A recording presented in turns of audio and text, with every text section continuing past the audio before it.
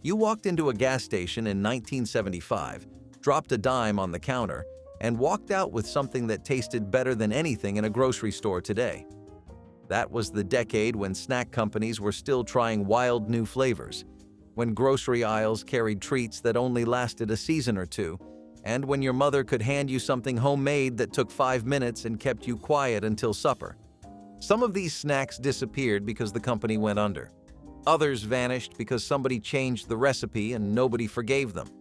One snack on this list was so popular that stores could not keep it stocked, and another was something your grandmother made with nothing but peanut butter and a box of cereal. Subscribe if any of these shaped your after-school routine, because this list is going to feel like opening a kitchen cabinet you have not touched in 40 years. Here are 100 famous snacks from the 1970s we all want back. Number 22, Kaboom cereal. General Mills put a clown on the box, not a soft, friendly circus poster clown. A wide-eyed, full-color clown with a grin that sat somewhere between cheerful and unsettling. His name was just the Kaboom Clown, and he stared at you from the cereal aisle of every grocery store from the early 1970s onward.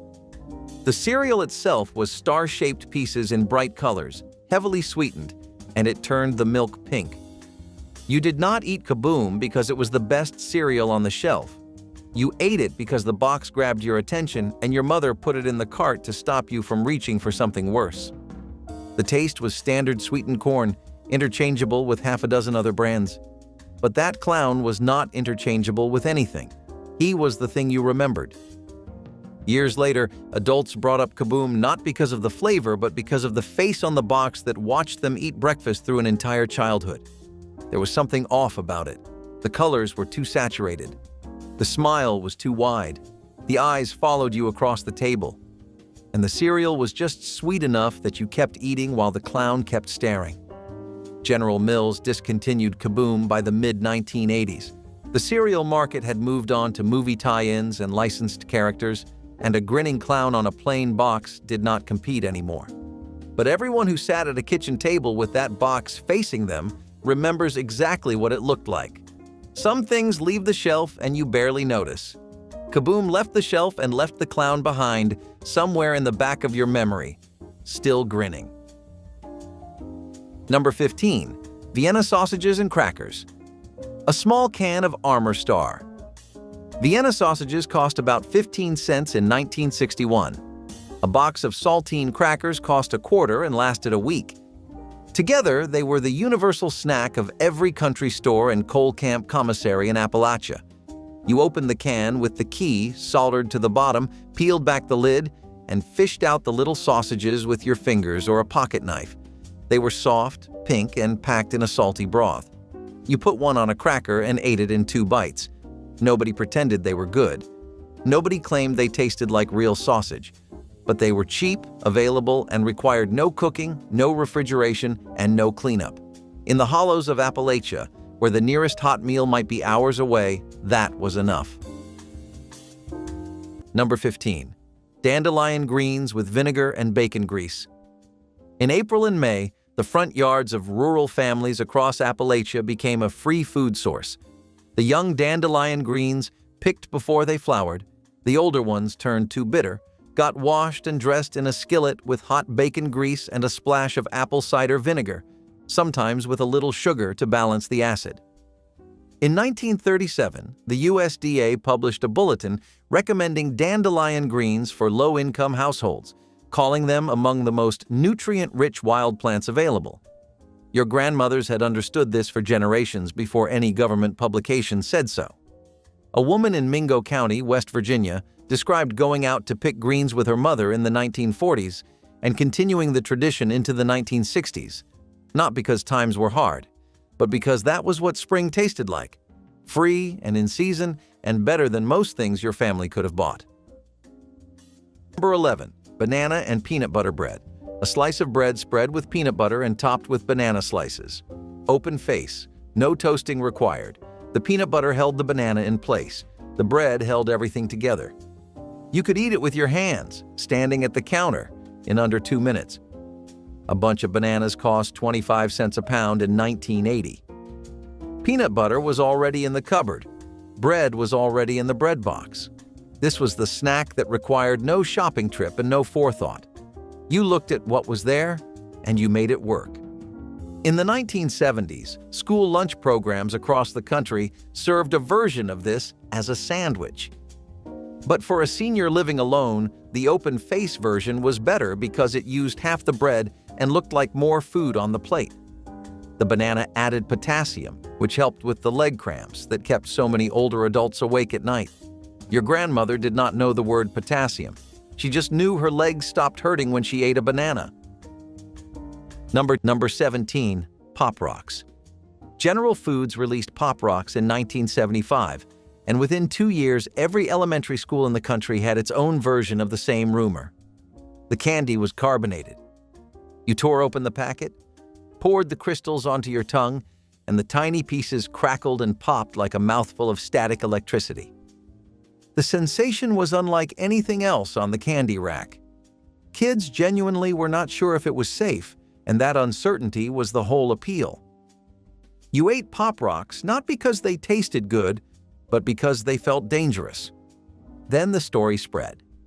A kid named Mikey, the same boy from the Life cereal commercial, had supposedly eaten Pop Rocks while drinking a soda, and his stomach had exploded. It never happened. Mikey was fine and completely unaware that his name had become the centerpiece of the most successful piece of playground misinformation in the country. But the rumor moved through schoolyards at a speed no adult could match, delivered with the total conviction that only a 10-year-old can manage. General Foods responded with something no candy company had done before. They took out full-page ads in major newspapers. They sent the inventor on a speaking tour. They wrote letters to school principals across the nation, all delivering one message: the candy is safe, no child has been harmed, stomachs do not work that way. The campaign calmed things down, but did not save the product. General Foods pulled Pop Rocks in the early 1980s. The brand resurfaced years later in a quieter form. It still crackles, but the fear is gone, and without the fear, it is just sugar on your tongue. In 1975, it was a dare you took with your whole mouth. Cheese straws carried the kind of heat that crept up slow, cayenne hidden inside a buttery shell that shattered the second you bit down.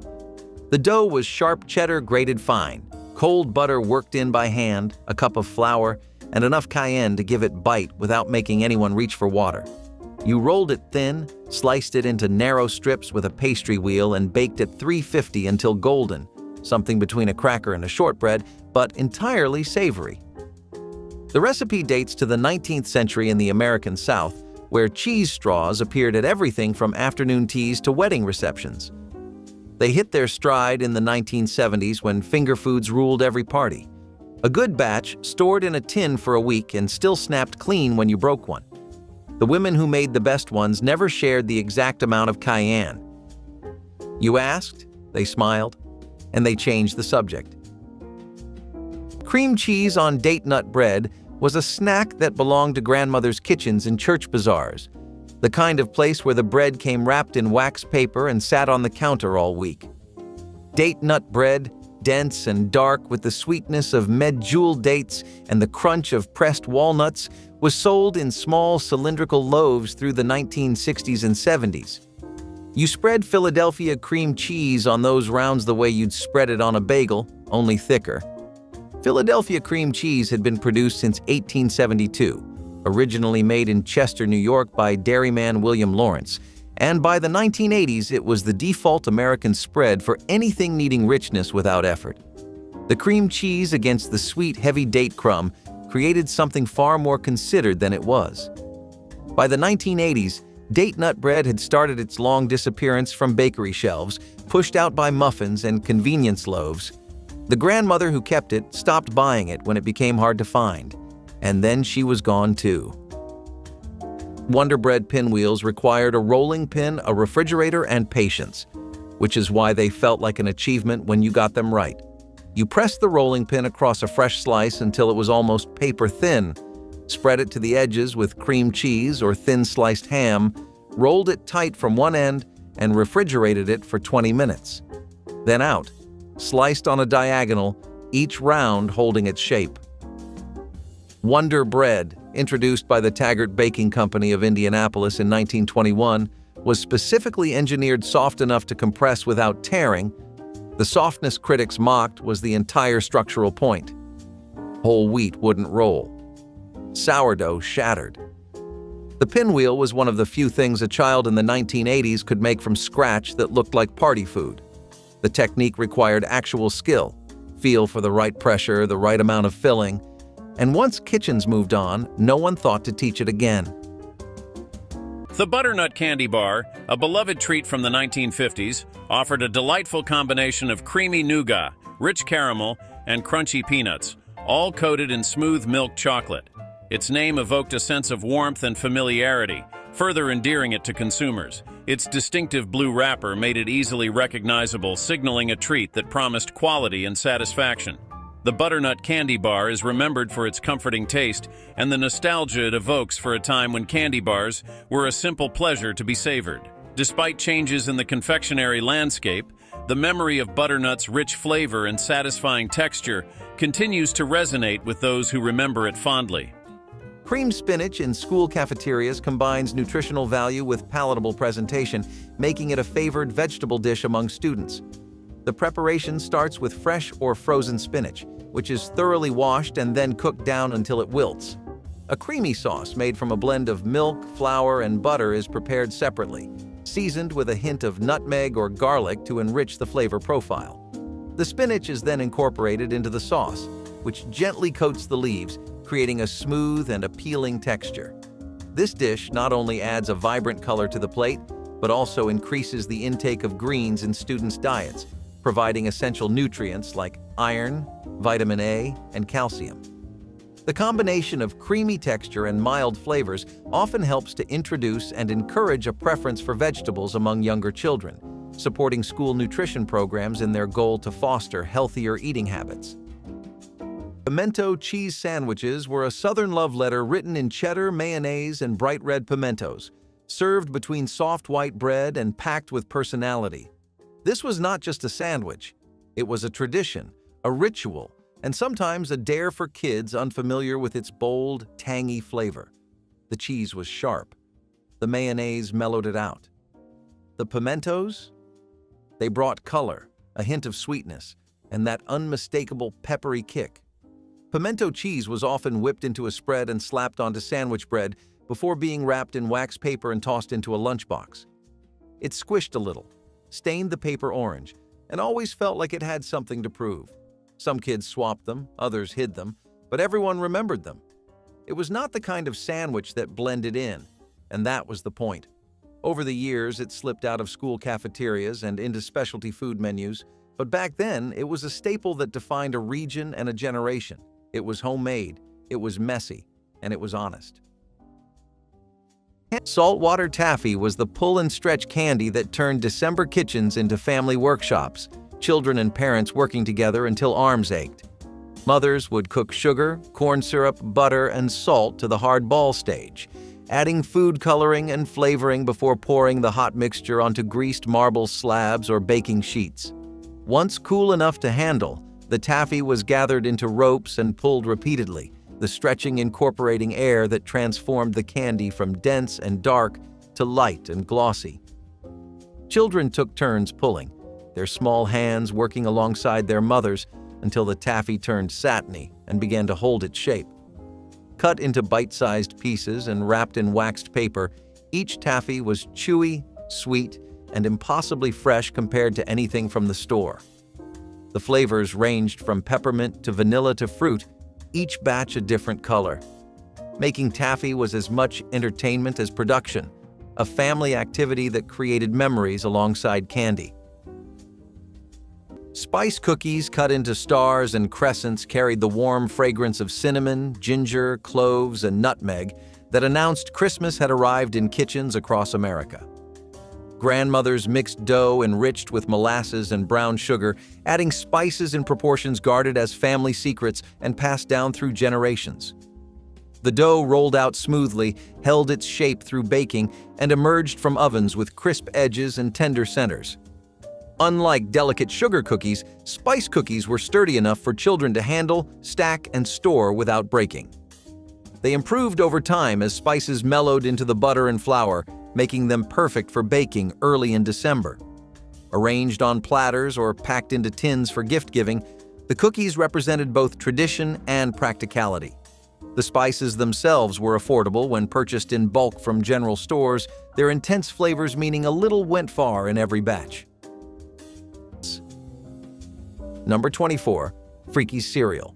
Ralston Purina put 7 strange creatures on the box and gave each one a name. Boss Moss, Cow Mumble, Ham Hose, Grumble, Goody Goody, Snorkeldorf, and Gargle.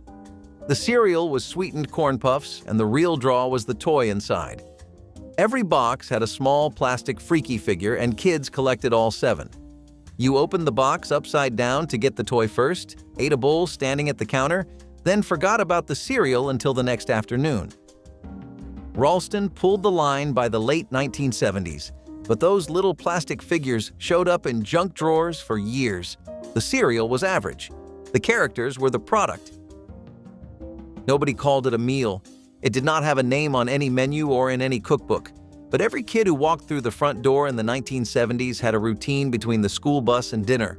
You checked the pantry, checked the fridge, and assembled something out of whatever was there. There was no plan, and there were no portions. Your mother was still at work or on the phone in the other room, and the kitchen belonged to you for exactly 1 hour. That hour shaped how a generation thinks about food. Not nutrition, not health, comfort. The feeling of standing in a quiet kitchen with the afternoon light on the linoleum and the whole evening still ahead of you. Those snacks were never about hunger. They were about the pause between the outside world and the inside of your house. Number 18. Pawpaw Fruit. Every September in the shaded creek bottoms across Appalachia, the pawpaw trees dropped their fruit. Children knew exactly where the trees were. They guarded those locations the way other children guarded a fishing hole. The fruit was roughly the size of a mango, with a thin green skin that bruised easily. Inside, the flesh was yellow and custard soft, with a flavor somewhere between banana and mango. You ate it raw, standing under the tree, spitting out the large brown seeds. There was no way to store a pawpaw. It ripened for about a week and then it was gone. That narrow window made it precious. In Mingo County, West Virginia, families planned their September around pawpaw season. Grandmothers made pawpaw bread. Children ate them until their stomachs ached. And then the season ended. The pawpaw was never cultivated commercially because it could not survive shipping. Too soft, too fragile, too brief. The only people who ever tasted it were the people who lived near the trees. In the hollows along the Tug Fork River, a man named Dewey Blankenship kept a pawpaw grove on his property that his grandfather had tended before him. Every September, neighbors walked to his land with paper sacks, and he let them pick without charge. He never sold a single fruit. He said it was not his to sell. The trees were there before his family arrived, and they would be there after he was gone. Your children will probably never taste a pawpaw. That is not because the trees disappeared. It is because nobody walks to them anymore. Number 19. Fried biscuit donuts. In the coal mining communities of southwestern Virginia and the hollows of West Virginia, when a grandmother made biscuits, she sometimes fried a few extras. She pinched off rounds of biscuit dough and dropped them into hot lard in a cast iron pot until they puffed and turned golden. Then she shook them in a paper bag with powdered sugar or cinnamon sugar. They came out hot, dense, faintly sweet, with an outside that crackled and an inside that steamed when pulled apart. These weren't donuts the way anyone would buy in a shop. They had no holes, no glaze, no frosting. They were something better, warm, homemade, nearly free. And if you ever pulled one apart while it was still hot, you know exactly what that steam smelled like. And they smelled up the whole house when that cast iron pot got hot. Miners' wives had been making these since at least the early 1900s, and by the time the 1960s arrived, the recipe was still being passed down without ever being written. No cookbook taught it. A daughter learned it standing at the stove. A woman in Buchanan County, Virginia, described the recipe to Foxfire Field researchers in 1975 as simply, heat the grease, drop the dough, roll in sugar. That was the entire instruction. The lard she fried them in was left over from breakfast. The dough was whatever remained after the biscuits were cut. Nothing measured, nothing wasted. There is something worth understanding about food from coal country. It is not sentimental about itself. It did not need to be.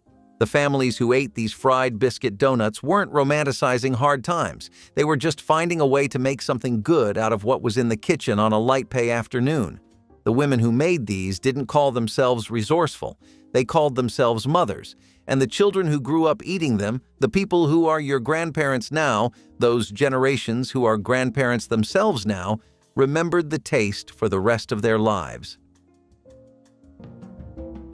Number 16, deviled egg spread on crackers.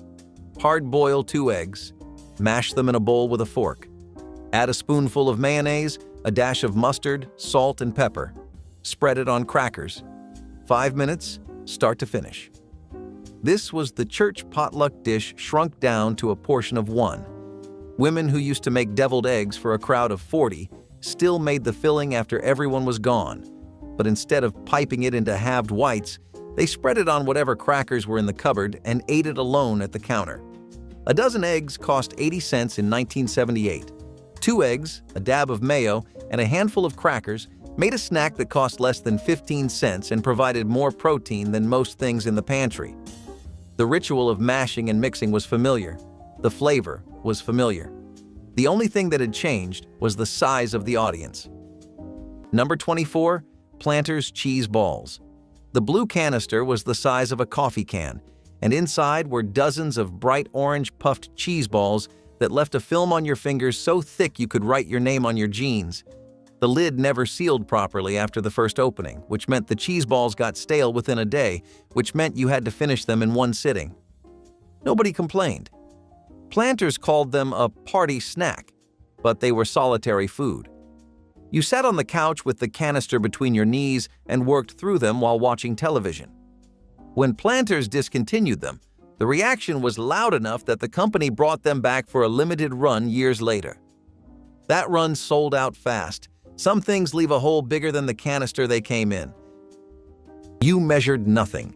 A handful of peanuts, a handful of raisins, M&Ms poured in until the color looked right. Then you shook the bag and called it done. Gorp, good old raisins and peanuts, was the original trail mix. And through the 70s, it went everywhere families did. Into backpacks on scout trips, into station wagons on cross-country drives, into brown bags beside thermoses at Little League games. The combination of nuts, dried fruit, and chocolate as portable hiking food traces to at least the 1910s, when outdoorsman Horace Kephart recommended a similar mix in his camping guide. Every family had a version. Sunflower seeds, coconut flakes, butterscotch chips instead of chocolate. The only rule was, you made it yourself and made enough to share. When trail mix appeared in pre-made bags at the gas station in the 80s, it stopped being something you assembled around the kitchen table. Nobody fought over the last handful of a gas station bag the way they fought over their mother's gorp.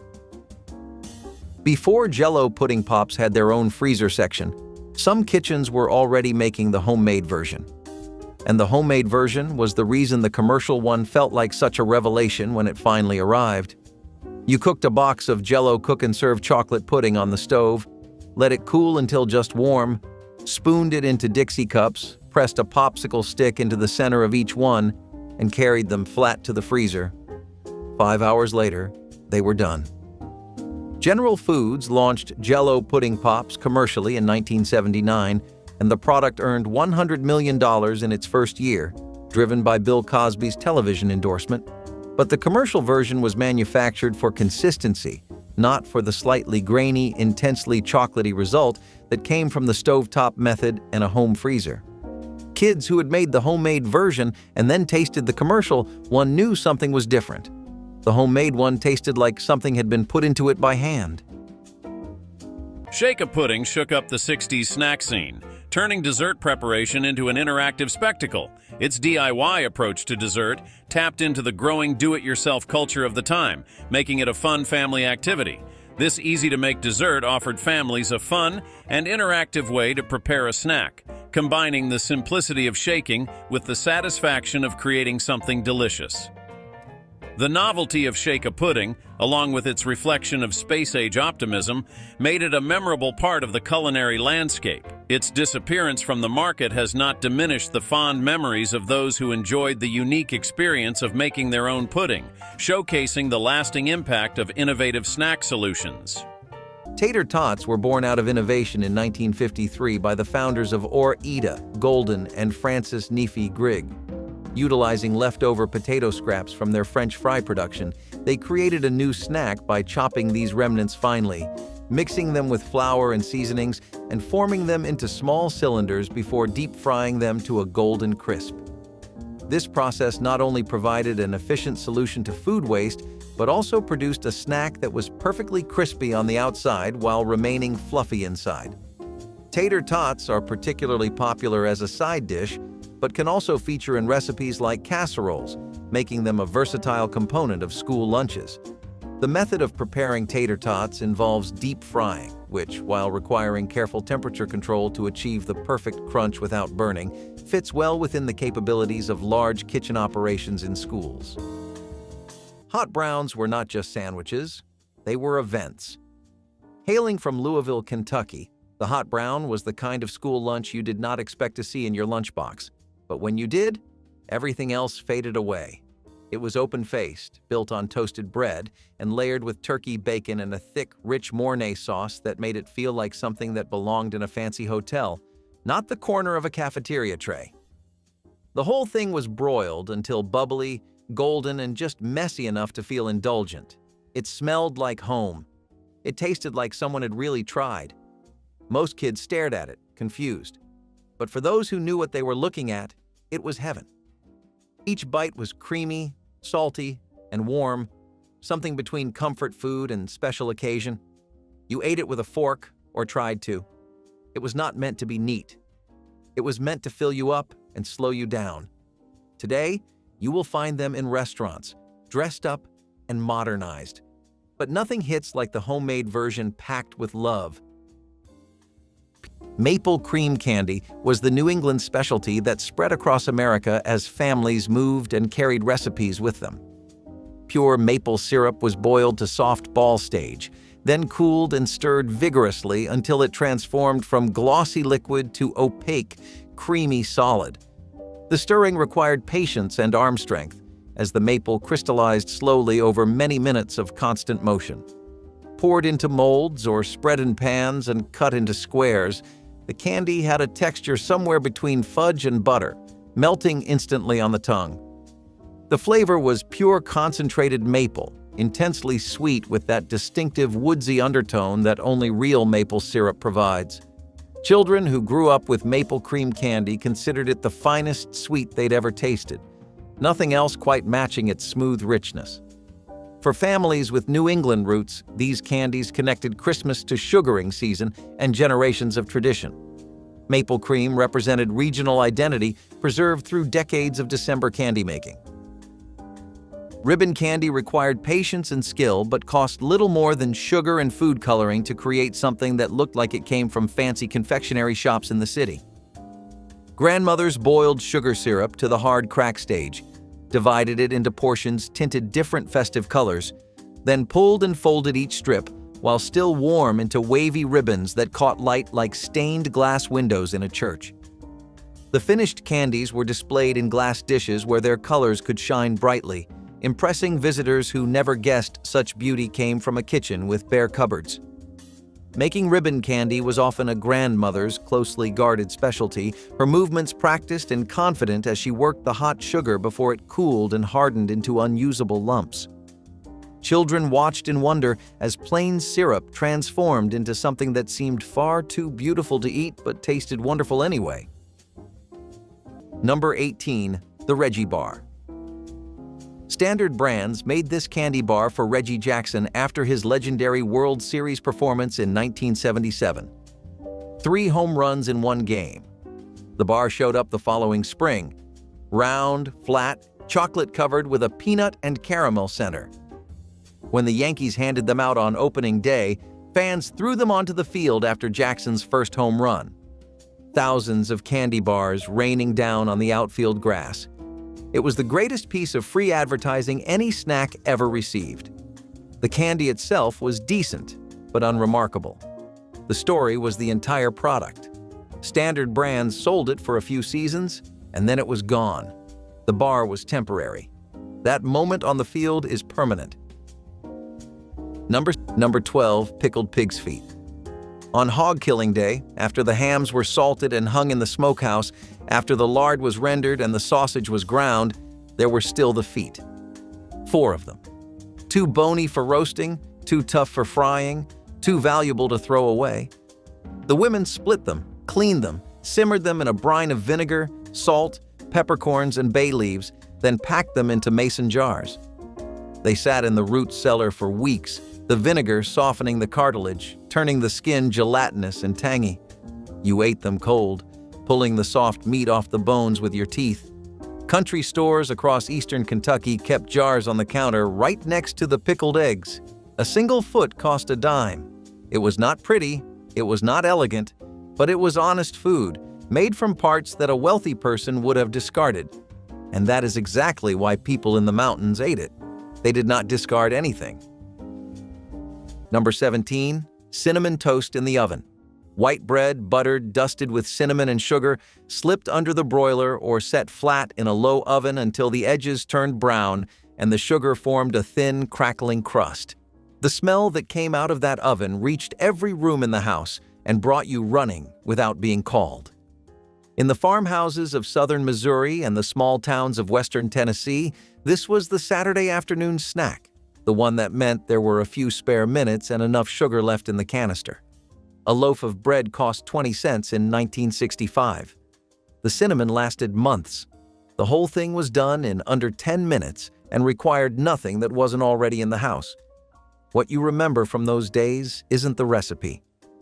They remember the smell, the sound of that sugar crust breaking when they bit into it, the warmth in their hands on a cold afternoon, the crust and the smell. That was childhood. 6. Open-faced cheese toast. A slice of bread, a slice of cheese, under the broiler for 3 minutes. The cheese melts, the bread toasts, and you eat it with your hands while it is still warm enough to string. This is cheese dreams without the fancy name. This is the snack that every American over the age of 70 made at least once a week without thinking about it. The difference between this and a grilled cheese sandwich was effort. A grilled cheese required a skillet, butter, flipping, and attention. Open-faced cheese toast required placing something flat on something flat and turning on the broiler. For a senior with unsteady hands, the elimination of the flip was not a preference. It was a safety measure. Hot skillets and shaking hands did not mix well. The broiler did all the work. You bent down once to put it in. You bent down once to take it out. That was all. Simple enough to make tired. Simple enough to make hurting. Simple enough to make alone. Number 13, Carnation Instant Breakfast. The pitch was simple. Pour a packet of flavored powder into a glass of cold milk, stir, and you had a complete breakfast in under a minute. Chocolate was dominant. Rich chocolate, the label said, and it tasted like a thinner version of a diner milkshake. Mothers loved the concept because it solved the problem of children who refused to sit down for eggs. Kids loved it because drinking chocolate milk for breakfast now had parental approval. Carnation moved millions of packets through the 1970s, and the product eventually got rebranded with a longer name and a different label. It still exists in some form, but the original packaging with the red and white stripes and the promise of nutrition in a glass belongs to a decade that has moved on. There was a currency among children in the 1970s, and it was not money. It was knowledge. Knowing which gas station carried the rare stuff. Knowing that the corner store restocked on Thursdays. Knowing which checkout lane at the supermarket had the full candy display instead of the magazines. This information was traded at the lunch table with the gravity of a stock exchange. A kid who knew where to find something rare held power, and a kid who could produce a snack nobody else had seen held even more. The snack itself was secondary to the discovery. That is the part no modern convenience store can replicate. The thrill of walking through a door and finding something you did not know existed 10 seconds earlier. The name alone stopped people cold. You had to explain every single time that it was for humans. Puppy Chow was Chex cereal coated in melted chocolate and peanut butter, tossed in a paper bag with powdered sugar until every piece was dusted white. Also called Muddy Buddies, Monkey Munch, or Reindeer Chow depending on which part of the country you grew up in, this homemade candy came out of the Midwest and spread through church basements and school cafeterias by the late 1970s. Purina had created the original Chex cereal back in 1937, and people had been finding ways to coat it in sweetness ever since. The method was the whole ritual.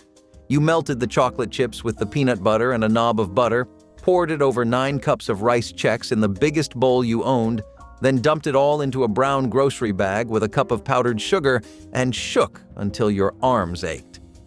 The cereal stayed crunchy inside while the coating set around it. You couldn't eat just a handful, nobody could, and the powdered sugar on your fingers was the proof.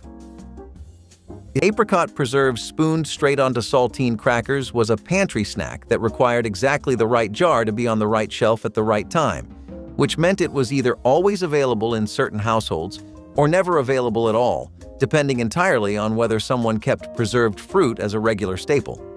You used a generous spoon rather than a spreading knife because the cracker required speed. Moisture from the preserves began softening it within about 90 seconds, and the window between the perfect, crisp, sweet bite and a soggy mess was narrow enough that you learned to eat fast. Smucker's, founded in Orrville, Ohio in 1897 by Jerome Monroe Smucker, had been producing fruit preserves since the early 1900s, and apricot was among the original varieties. The snack required no cooking, no preparation, no skill beyond the spoon. It was the kind of thing you made the first time by accident and the second time on purpose. It doesn't show up on anyone's list of nostalgic favorites. That's exactly the point. Chunky chocolate bars, with their distinctive silver foil wrapping and unique trapezoid shape, have been a favorite since the 1930s. Their dense composition provided a satisfyingly rich bite that was both indulgent and filling. The combination of milk chocolate, raisins, and nuts in a thick, chunky size offered a rich and satisfying snacking experience. Chunky's memorable name and substantial offering set it apart in the candy world, making it a treat to savor. Despite the changing tastes and trends in confectionery, chunky chocolate bars have maintained their appeal, continuing to offer a bite of nostalgia and a reminder of the simple pleasures of a well-crafted candy bar. Powdered milk in school cafeterias serves as a practical alternative to fresh milk, particularly valued for its extended shelf life and lower cost. This dehydrated dairy product is reconstituted by adding water. Powdered milk is often used not only as a beverage, but also as an ingredient in various recipes, from baked goods to mashed potatoes, enhancing their calcium and protein content. Although it may lack some of the flavor nuances of fresh milk, it remains an important nutritional component, offering essential nutrients such as vitamins D and A. The use of powdered milk in schools is driven by logistical advantages. It requires no refrigeration and can be stored for long periods, making it ideal for large-scale food service operations where efficiency and cost-effectiveness are priorities. Its inclusion in school meal programs ensures that students receive sufficient daily dairy intake, supporting their overall health and development within the constraints of school budgets. Deviled ham sandwiches were not for the faint of heart. They came with a kick and a scent that announced their presence the moment you unwrapped the wax paper. Ground ham mixed with spicy mustard, paprika, and seasonings that somehow always felt a bit mischievous, packed between slices of white or rye bread. It was meat with an attitude, the kind of sandwich that either made your eyes light up or your nose crinkle in confusion. Popularized by the little Underwood cans, deviled ham was both a pantry staple and a school lunch wild card. It had bite, it had heat, and it came with just enough mystery to make you wonder what exactly deviled meant. These sandwiches were strong in taste, smell, and opinion. Some kids loved them. Others traded them instantly for chips or chocolate milk, but they always left an impression. Today, they are rarely seen, buried beneath layers of more polite sandwich options. But deviled ham was once a schoolyard standout, strange, spicy, and unforgettable. Peanut brittle shattered into golden shards that caught kitchen light like edible amber, its sweet, salty crunch echoing through holiday gatherings. Mothers boiled sugar, corn syrup, and water to the hard crack stage, then stirred in raw peanuts that toasted right in the molten candy. Butter and baking soda were added at the last moment, the soda creating tiny air bubbles that gave brittle its characteristic texture. The mixture was poured onto greased baking sheets and stretched thin while still pliable, requiring heat-resistant hands and quick movements. Once cooled, it was broken into irregular pieces ranging from paper-thin edges to thick, nut-studded centers. The combination of caramelized sugar and roasted peanuts created an addictive flavor that children couldn't resist. Tins of homemade peanut brittle were given as gifts to neighbors and teachers, though families kept the biggest pieces for themselves. This candy represented December traditions when mothers spent hours over hot stoves creating treats no store could match. Popcorn balls were the Christmas confection that turned a penny's worth of kernels into sparkling holiday magic. During the Depression and lean war years, families would pop corn over wood stoves, then coat the fluffy white puffs in homemade syrup made from sugar, molasses, or even sorghum boiled to the soft ball stage. Children gathered around kitchen tables, their hands buttered to prevent sticking, shaping the warm, sticky mixture into perfect spheres while the syrup was still pliable. Some families tinted their syrup with red or green food coloring when they could afford it, creating festive ornaments that doubled as treats. The balls were wrapped in waxed paper and hung on Christmas trees, or piled in bowls for visitors, offering both decoration and dessert in one thrifty package. For children who might receive little else, a popcorn ball represented holiday abundance, something sweet, something special, something made with love and almost nothing else. Number 27, Kugel peanut butter. Kraft put peanut butter in a jar with a wide, googly-eyed face on the label and flavored it. Chocolate, vanilla, banana, and cinnamon. The chocolate one spread like frosting and tasted close enough to candy that your mother probably should have looked at it twice. You ate it on white bread, you ate it off a spoon, or you stuck a finger straight into the jar while nobody was looking. Kraft pulled it from shelves by the late 1970s. Flavored peanut butter was either ahead of its time or behind it. Either way, those jars with the big eyes staring back at you from the pantry shelf are gone. Number 19, leather breeches. This was not a snack in the way a modern person thinks of a snack. But in the early 1960s, mountain families pulled leather breeches off the string hanging from the porch ceiling and chewed on them the way a person today might chew on beef jerky. Leather breeches were green beans, threaded onto a long piece of string with a needle, then hung to air dry for weeks. The beans shriveled and turned brown and leathery. The name came from the way they looked, like tiny pairs of leather pants on a clothesline. The practice likely came from the Cherokee, though German settlers in the Palatinate had a similar tradition. By the 1960s, they were a winter staple in the mountains of North Carolina, Virginia, and Kentucky. When you were hungry between meals, you pulled a few off the string and chewed. They were tough and earthy and tasted like summer gone quiet. Most families kept several strings drying at once, each one holding enough beans to last a month. That was the whole point of them, not flavor, survival. The knowledge that when the snow came and the garden was dead and the nearest store was 12 miles of frozen road away, there was still food hanging from the ceiling. In Watauga County, North Carolina, a woman named Ora Mae Ward strung leather breeches on her front porch every August for 40 years. Her grandchildren would sit on the steps and help thread the beans, and she would tell them stories about the winters when the only vegetables came from that string. Those strings are gone from most porches now. The skill went with them.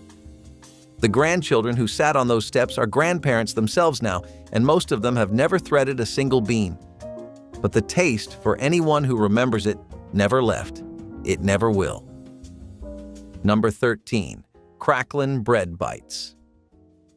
In November, when the hog was killed, the pieces of pork fat and skin that went into the hot cast iron pot turned crisp and brown as the fat cooked out. Those were the cracklins, and a smart cook didn't throw them away. She folded them into cornbread batter, baked a cracklin bread in the skillet, and when it cooled, broke it into pieces for children to carry off in their hands. In the Piedmont counties of North Carolina and the river counties of Mississippi, cracklin bread was the fall snack, the one that appeared after hog killing time and tasted like nothing else all year. The cracklins gave the cornbread a rich, chewy texture all the way through, and the rendered fat made it denser than ordinary cornbread. One piece filled a hand and a stomach both. Nothing from that hog was wasted. Not the head, not the feet, not the fat. The rendering of lard and the making of cracklins were community events in farming households across the South. Neighbors came, women worked together for an entire day. Your parents and grandparents stood at the edges of the yard and waited for the first piece of hot cracklin bread to come out of the skillet. It was one of the few moments in the year when the most ordinary ingredient turned into something people gathered around. Here is what doesn't get said often enough. The snacks that no company could ever package are the ones tied to the season.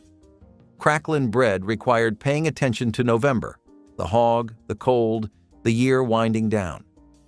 A bag of chips is available every month and tastes identical in March and October. Cracklin bread tasted like the specific cold morning it was made on, in a specific kitchen, by a specific grandmother. That connection between food and time and place is something no manufacturer has ever figured out how to put in a wrapper and sell.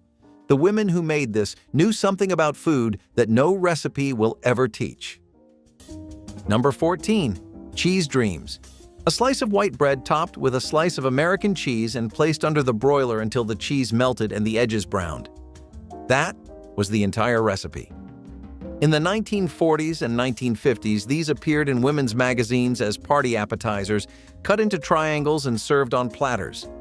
But by the time a senior was eating alone in a quiet kitchen in the 1970s, cheese dreams were not a party, they were dinner. A package of American cheese cost 69 cents in 1975. A loaf of bread cost 36 cents. The combination lasted a week or more. The broiler did all the work. 3 minutes, and the cheese was bubbling, golden, and stretching away from the bread in long strings that burned your mouth if you ate it too fast. That burn was the best part. It meant the food was hot, which meant the kitchen was working, which meant you were still managing. A hot meal, even a small one, felt like proof of something. A cold sandwich did not carry the same weight. Number 14. Jell-O 1, 2, 3. This was kitchen magic in a box. You mixed one packet with boiling water and cold water, put it in the refrigerator, and an hour later, it had separated into 3 layers on its own. The bottom was firm gelatin. The middle was a creamy mousse. The top was light, airy foam. One mix, 3 textures, no extra work. General Foods marketed it as a dessert you could prepare in minutes, and they were right. But the real selling point was the look on a child's face when the dish came out of the refrigerator with those layers visible through the glass. Strawberry was the flavor everybody chose. The chemistry behind the separation was never explained on the packaging, and nobody asked. It worked. General Foods discontinued the product in the 1990s, and nobody has replicated the trick. 3:30 in the afternoon, the screen door banging shut, and there they were. Celery sticks already filled and lined up on a plate. Ants on a log needed no oven, no stove, and no supervision beyond a mother with 10 minutes and a jar of peanut butter. You spread it thick into the groove of each celery stalk, then pressed raisins in one by one until they looked like insects marching in a line. It showed up in home economics classes by the 1960s and became an after-school staple through the next decade. Some mothers used cream cheese instead. A few let their kids assemble their own, which guaranteed twice as many raisins ended up in mouths as on the celery. The crunch, the salt, the sweetness, It was the kind of snack that made you feel like somebody had thought about you before you walked through the door. Chocolate milk made with Hershey's syrup was never just chocolate milk. It was a ratio, and everyone who grew up making it had their own and was willing to argue about it. You tilted the squeeze bottle, counted to a number, and stirred until the dark pool at the bottom lifted.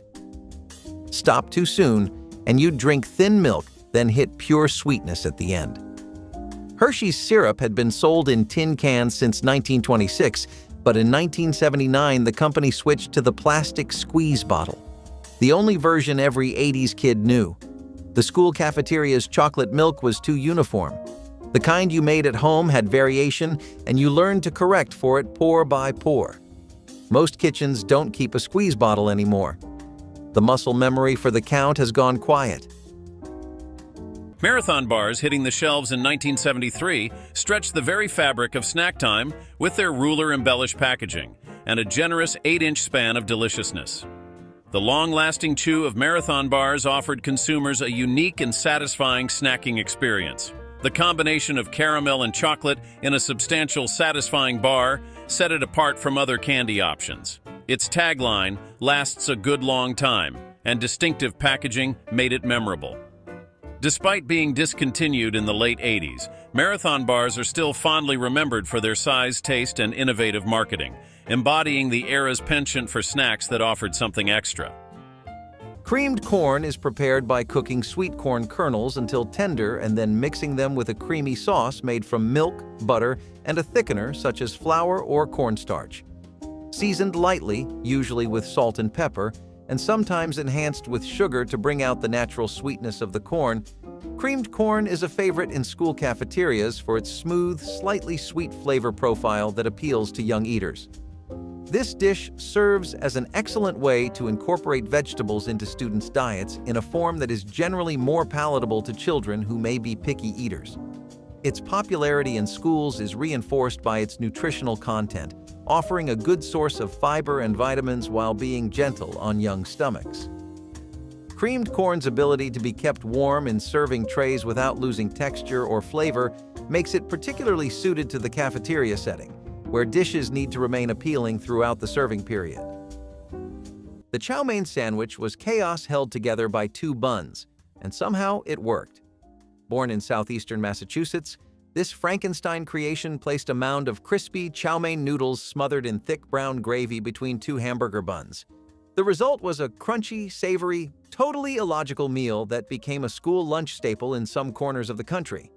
Kids would unwrap their foil-wrapped mystery and find a puddle of sauce and starch that somehow filled every craving and left fingers coated in grease. This was the kind of sandwich you could not eat neatly, and that was half the fun. The noodles poked out the sides, the sauce soaked into the bread, and no two bites were ever the same. The chow mein sandwich was a lunchtime dare wrapped in cultural mashup, a reminder that not all great foods make perfect sense on paper. Over time, regional oddities like this one gave way to standardization. One bite, and you were somewhere between comfort food and total confusion. And somehow that felt exactly right. Peppermint bark layered dark and white chocolate with crushed candy canes into a festive treat that looked as beautiful as it tasted. Mothers would melt semi-sweet chocolate and spread it thin on waxed paper, letting it set until firm before adding a layer of white chocolate on top. While the white chocolate was still soft, crushed peppermint candy canes were pressed into the surface, their red and white stripes creating holiday color against the creamy background. Once fully hardened, the bark was broken into irregular shards that showed off the distinct layers. Each bite delivered the snap of tempered chocolate followed by cool peppermint that lingered on the tongue. Children loved the contrast of textures and flavors, the way the candy cane pieces crunched against smooth chocolate. Making bark required patience for proper tempering, but rewarded cooks with a candy that looked professional and tasted even better. It became a staple of cookie exchanges and holiday gift boxes, a treat that said Christmas without any words needed. Potato candy surprised everyone who learned its secret ingredient: mashed potatoes transformed into sweet, creamy confection that rivaled expensive store-bought chocolates. Grandmothers mixed cold mashed potatoes with powdered sugar until the mixture became smooth and pliable, then rolled it flat, and spread peanut butter across the surface before rolling it into a log and slicing into pinwheels. The result looked professional and tasted rich, the potato providing body and creaminess while contributing almost no flavor of its own. Children loved helping make potato candy because the process was forgiving and the results were impressive. The candy required no cooking, no special equipment, and no expensive ingredients, just leftover potatoes, sugar, and peanut butter from the pantry. Families made batches to give as Christmas gifts, the pinwheel slices arranged in boxes lined with waxed paper. Potato candy proved that creativity and resourcefulness could create treats that seemed far more expensive than they actually were. Number 29. Space food sticks. Pillsbury launched these as a tie-in to the Apollo missions, and for a few years in the early 1970s, eating one made you feel like you were training for something important. They came in chocolate, peanut butter, and caramel. Each one was a dense, chewy stick wrapped in foil. The taste was somewhere between a protein bar and a Tootsie Roll, and you did not eat them because they were delicious. You ate them because astronauts ate them, or at least that was what the commercial said. They were the only snack in your lunchbox that made other kids ask questions. By the time the space shuttle program started, nobody was buying them. The space age moved on, and the snack aisle moved with it. Before I go any further, for the folks who want recipes like these and a whole lot more in one place, I put together the Vintage Recipe Guide. You can find it on my website, vintagelifestyleusa.com. I will not bring it up again in this video. If you want it, it is right there. Number 23. Peanuts in a Coca-Cola bottle. You bought a 6-ounce glass bottle of Coca-Cola for a nickel. You bought a small bag of salted peanuts for a nickel. Then you poured the peanuts directly into the bottle. The salt hit the carbonation and the cola fizzed up. You drank and chewed at the same time. Nobody knows exactly who started this, but it was everywhere across the rural South by the 1920s, and it was still going strong in 1962. Farmers did it. Miners did it. Mill workers did it. A man working in a tobacco field had dirty hands. Pouring the peanuts into the bottle meant he did not have to touch his food. He could hold the bottle with one hand and keep working with the other. That was the genius of it. Not the taste, though the sweet and salty combination was good. The genius was that it let a working man eat without stopping. Number 12. Sorghum syrup on bread. Plain white bread or a torn piece of cornbread, a pour of golden sorghum syrup, folded and eaten over the sink because it would drip. In the mountain counties of eastern Kentucky, sorghum was not simply a condiment. It was a form of economy and tradition, passed down across generations without anyone writing it down. Kentucky led the nation in sorghum production well into the 1960s. A quart jar of good sorghum cost 15 cents or less if traded with a neighbor. The syrup was lighter and less bitter than blackstrap molasses, with a warm, grassy sweetness that tasted like late summer. Spread thin on bread, it stretched through a long afternoon for almost no cost. If you grew up eating this, you remember its exact color, amber at the edges, darker toward the center of the jar, and the specific weight of the pour. Decades later, maybe you still keep a jar on the shelf, not because they need it, but because it means something to have it there. Number 13. Applesauce on toast. A slice of toast spread with a thick layer of applesauce from a jar. That was it. In the Midwest and through the Pennsylvania Dutch country, applesauce was not a side dish. It was a staple. Families made it from windfall apples in the fall and canned enough jars to last until spring. A store-bought jar cost 45 cents in 1978. It kept for months unopened and days in the refrigerator after that. For a senior with swallowing difficulties, this was one of the safest foods in the pantry. Smooth, soft, slightly sweet, and impossible to choke on. The toast added just enough texture to make it feel like eating rather than drinking. Spread it, sit down, eat it. No standing required beyond the 90 seconds it took to toast the bread. Here is something that food companies never talk about. The snacks on this list were designed by necessity, not by chefs. Nobody tested them in a focus group. Nobody photographed them for a cookbook. They existed because a person with $12 in the checking account and a body that ached from the knees up needed to eat something before bed. The food industry spends billions every year selling snacks that cost $3 or $4 per serving. Protein bars, cheese platters, artisanal crackers. These cost pennies. The difference is not quality. The difference is that nobody makes money when a senior spreads applesauce on a piece of toast. There is no brand ambassador for bread and butter with sugar. There is no advertising campaign for crackers and milk. The cheapest snacks in America are invisible because they are unprofitable, and the people who eat them are invisible for the same reason. Number 20. Snack pack pudding in the tin can. Before the plastic cup, Hunt's packed its pudding in small tin cans with pull-top lids that peeled back like a sardine tin. You hooked your finger through the ring, pulled until the lid curled off, and scraped the pudding out with a spoon that clinked against the metal with every bite. Chocolate was the standard. Butterscotch was the dark horse. Vanilla existed, but nobody reached for it on purpose. The tin made the pudding taste different than anything from a mixing bowl, the same way a soda tastes different from a glass bottle than from a plastic one. Hunt's switched to plastic cups in the mid-1980s, and the product survived, but the experience did not. The spoon never sounded the same.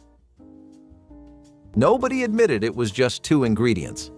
That was the unspoken agreement of every 1970s party. You brought the dip, someone complimented it, and you accepted the praise like you'd spent hours in the kitchen.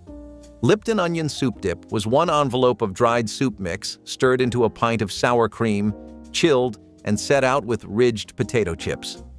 Kraft printed the recipe on the packet in 1958, calling it California Dip, and within a decade it was the most popular dip in America.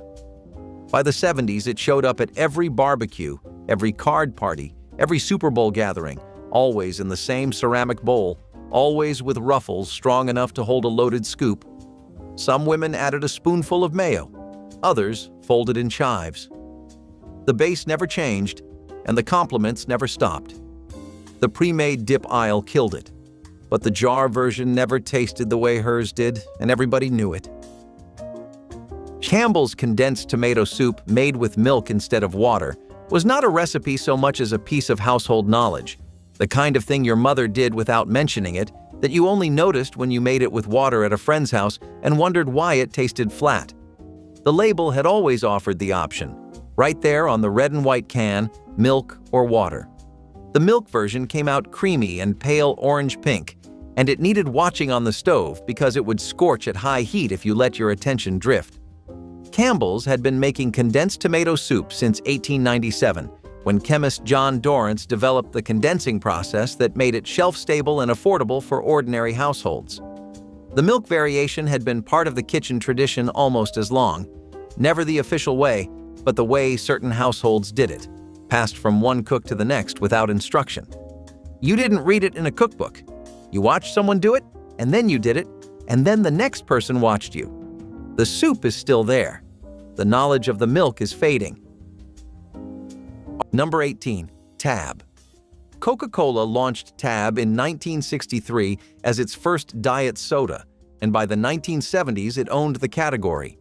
The can was pink and white, the sweetener was saccharin, and the calorie count sat printed in a circle on the front. 1. Women kept 6 packs of Tab in the refrigerator the way men kept beer. It was not just a drink. It was a statement about discipline in an era when watching your figure was a phrase people used without hesitation.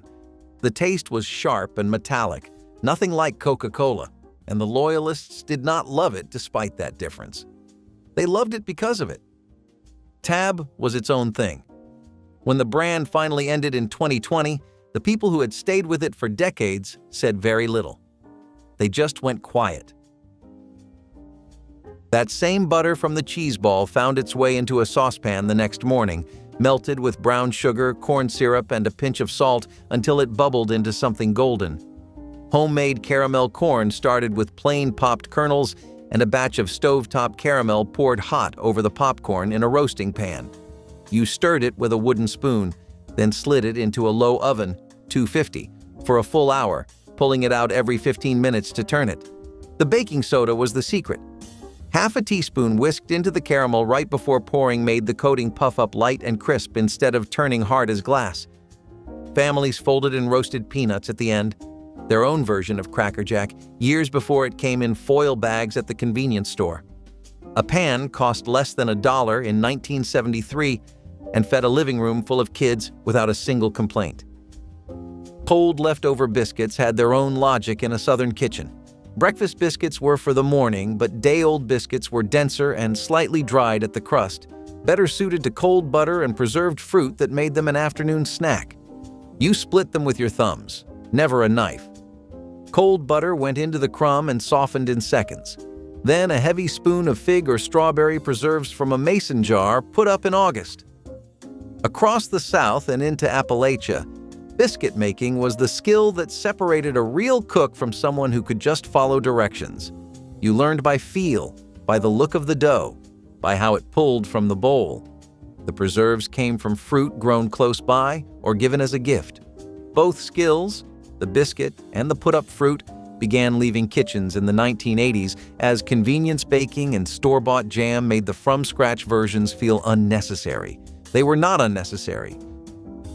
Fortune bubblegum sticks added a twist of fate to every chew in the 1970s, marrying the simple pleasure of gum with the mystery of fortune-telling. The concept of combining a snack with an element of surprise and personalization appealed to the playful nature of consumers. Each stick included a hidden fortune, adding an element of surprise and play to the gum-chewing experience. This unique feature tapped into the era's love for novelty and interaction, making the gum a popular choice among both kids and adults. The anticipation and discovery of each new fortune made Fortune bubblegum sticks a memorable snack, illustrating the inventive ways snack makers sought to engage and entertain consumers. Fish sticks became part of the school lunch menu shortly after their commercial introduction in the 1950s. Made from white fish like cod or pollock, these sticks are cut into manageable pieces, breaded and then deep-fried or baked to create a crispy exterior with a tender and flaky interior. This preparation method not only makes fish sticks easy to eat, but also appealing to the palates of young students who may otherwise be reluctant to consume fish. The breading, often seasoned with spices and herbs, adds a savory flavor that complements the mild taste of the fish, making it a popular choice in school cafeterias. Fish sticks are typically served with tartar sauce or ketchup and a side of vegetables, providing a balanced meal with proteins, carbs, and vitamins. Their ease of preparation, including the ability to cook them from frozen, aligns well with the needs of large-scale meal production typical in schools. Fluffernutters were the sugar bombs of childhood, smeared between slices of Wonder Bread like sticky little secrets. Made from peanut butter and marshmallow creme, this New England classic was as sweet as the recess bell and just as anticipated. No meat, no veggies, just a sugary swirl that glued your sandwich shut and made your fingers tacky with every bite. The texture was half the fun: soft bread, gooey center, and that unmistakable stretch of marshmallow when you pulled the halves apart. They were a staple of elementary school lunch tables, always wrapped in plastic and slightly flattened from being stuffed into a backpack. Every bite tasted like skipping spelling tests and drawing dinosaurs in the margins of your notebook. The Fluffernutter was not subtle, it was not sophisticated, but it made you feel like you were getting away with something. Over time, it disappeared from school menus and fell out of fashion, replaced by yogurts and wraps and grown-up meals for tiny hands. Candied orange peel transformed citrus scraps into jewel-like confections that looked almost too pretty to eat but tasted too good to resist. Mothers sliced orange peels into strips, boiled them repeatedly to remove bitterness, then simmered them in sugar syrup until translucent. Drained and tossed in granulated sugar, the peels sparkled like amber gems, their texture chewy and intensely flavored. Some mothers dipped theirs in dark chocolate, the bitter cocoa complementing sweet citrus perfectly. The candy took days to make properly, requiring multiple blanching sessions, but results were unlike anything from stores. Children were often surprised by how much they loved candied peel, expecting bitterness and finding instead concentrated orange sunshine. Arranged on plates alongside other candies, the peels added color and sophistication that elevated the entire spread. This was the candy that showed a mother's dedication, her willingness to transform what others discarded into something beautiful. Vinegar candy emerged as a Depression-era miracle that proved sweetness could come from almost nothing at all. When families couldn't afford fancy ingredients, grandmothers discovered that sugar, butter, and plain white vinegar could be boiled together into hard candy that shattered between teeth with surprising brightness. The vinegar provided a tangy note that cut through the sweetness, creating something that tasted far more sophisticated than its humble origins suggested. Poured into buttered pans and scored while still warm, the candy broke into jagged shards that filled candy dishes throughout the holidays. Children sucked on pieces slowly, making each one last because they knew how precious even simple sweets were during lean times. The recipe required no special equipment, just a heavy pot, a candy thermometer if you were lucky, or practiced eyes that could judge the soft crack stage by how the syrup dripped from a wooden spoon. Screaming yellow zonkers. The box was black with neon yellow letters, and it looked like nothing else on the grocery shelf. Lincoln Snacks made this glazed popcorn starting in the late 1960s, and by the mid-1970s, it was one of those things you grabbed without thinking. The coating was buttery and sweet with a crunch that regular popcorn could not touch. You tore open the top of the box and ate straight from it while watching Gilligan's Island reruns. There was a whole paragraph of comedy writing on the back of every box, and some kids read that more carefully than their homework. The brand faded out by the early 1980s. No announcement, no farewell tour. One day, the shelf just had something else where the black box used to be. Number 13. Persimmon pudding. The wild persimmon trees across the hills of southern Appalachia produced small orange fruit that looked inviting and could ruin your afternoon. An unripe persimmon contains so much tannin that a single bite will pucker your mouth shut. Mountain people knew to wait. They waited for the first hard frost because the cold broke down the tannins and turned the fruit honey-sweet. After the frost, families collected persimmons by the bucketful. The fruit was mashed through a colander to remove the seeds, and the pulp was mixed with eggs, milk, sugar, and flour, then baked into a pudding that came out dense, dark, and sweet. Not quite pumpkin, not quite sweet potato. Something entirely its own. In Grayson County, Virginia, women competed over whose persimmon pudding was the best. There were no written recipes. Every family had its own version, passed down through generations, adjusted by feel and the specific sweetness of that year's frost. The pudding was never sold. It was never served in any restaurant. It existed only in the kitchens of people who knew where the trees grew and had the patience to wait for the cold. In Floyd County, Virginia, a woman named Edith Spangler baked her persimmon pudding in the same brown stoneware dish her mother had used. She walked the ridgeline above her house every November, checking the trees, pressing her thumb into each fruit to test the softness. The year the frost came late, she waited until December. She said you could not rush a persimmon and you could not rush the Lord, and they were often on the same schedule. That patience was the ingredient no recipe could capture. Number 10. Apple slices with salt. A late summer and fall tradition in farm communities from the Ozarks to the Blue Ridge. An apple from the yard or the cellar, peeled, sliced thin, laid on a plate with a small dish of salt on the side.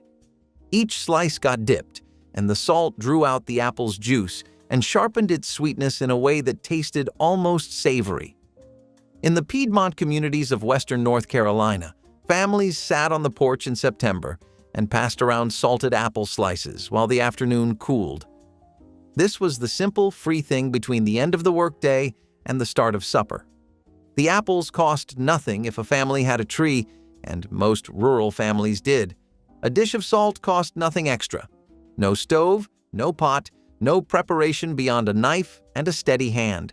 That was the whole snack, and if you try it today, it still works. Done. Number 20. Cottage cheese and canned peaches. In the 1950s and 1960s, this was considered a proper lunch. A scoop of cottage cheese on a plate, half a can of peach slices arranged around it, sometimes on a leaf of iceberg lettuce. Women's magazines called it a salad. Diners put it on the menu as a light plate. But for seniors living alone in the decades that followed, it became something different. It became the meal you made when you could not face the stove. Open a can, scoop from a container, sit down, eat. A can of store-brand peaches cost 49 cents in 1980. Cottage cheese was 89 cents for a pint. Together, they lasted 2 or 3 servings.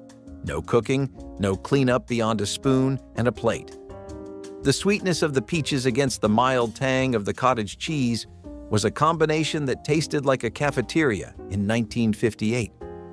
For a senior who remembered exactly that, the flavor was not just food, it was a time machine. Number 29, pizza spins.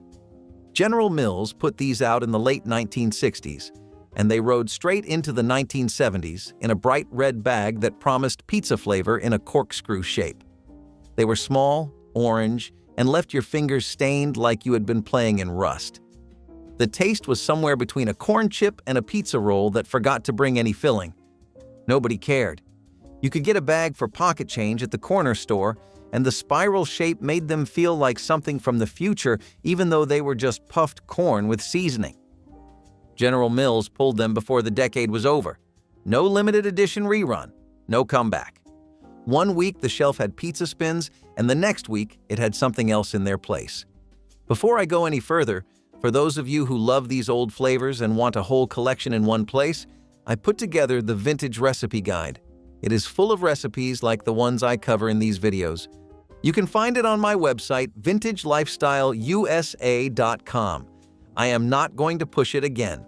If you want it, it is there. Now back to the list. The first kernel hit the oil, and you counted 1, 2, 3. Then the rest followed like a drum roll under a heavy lid. Stovetop popcorn was the sound of a Friday night, made in a deep pot with a few tablespoons of vegetable oil and a quarter cup of yellow kernels shaken hard over a gas flame until the popping slowed to silence. You learned the timing by ear. Too soon, and half the kernels sat unpopped. Too late, and the whole batch scorched.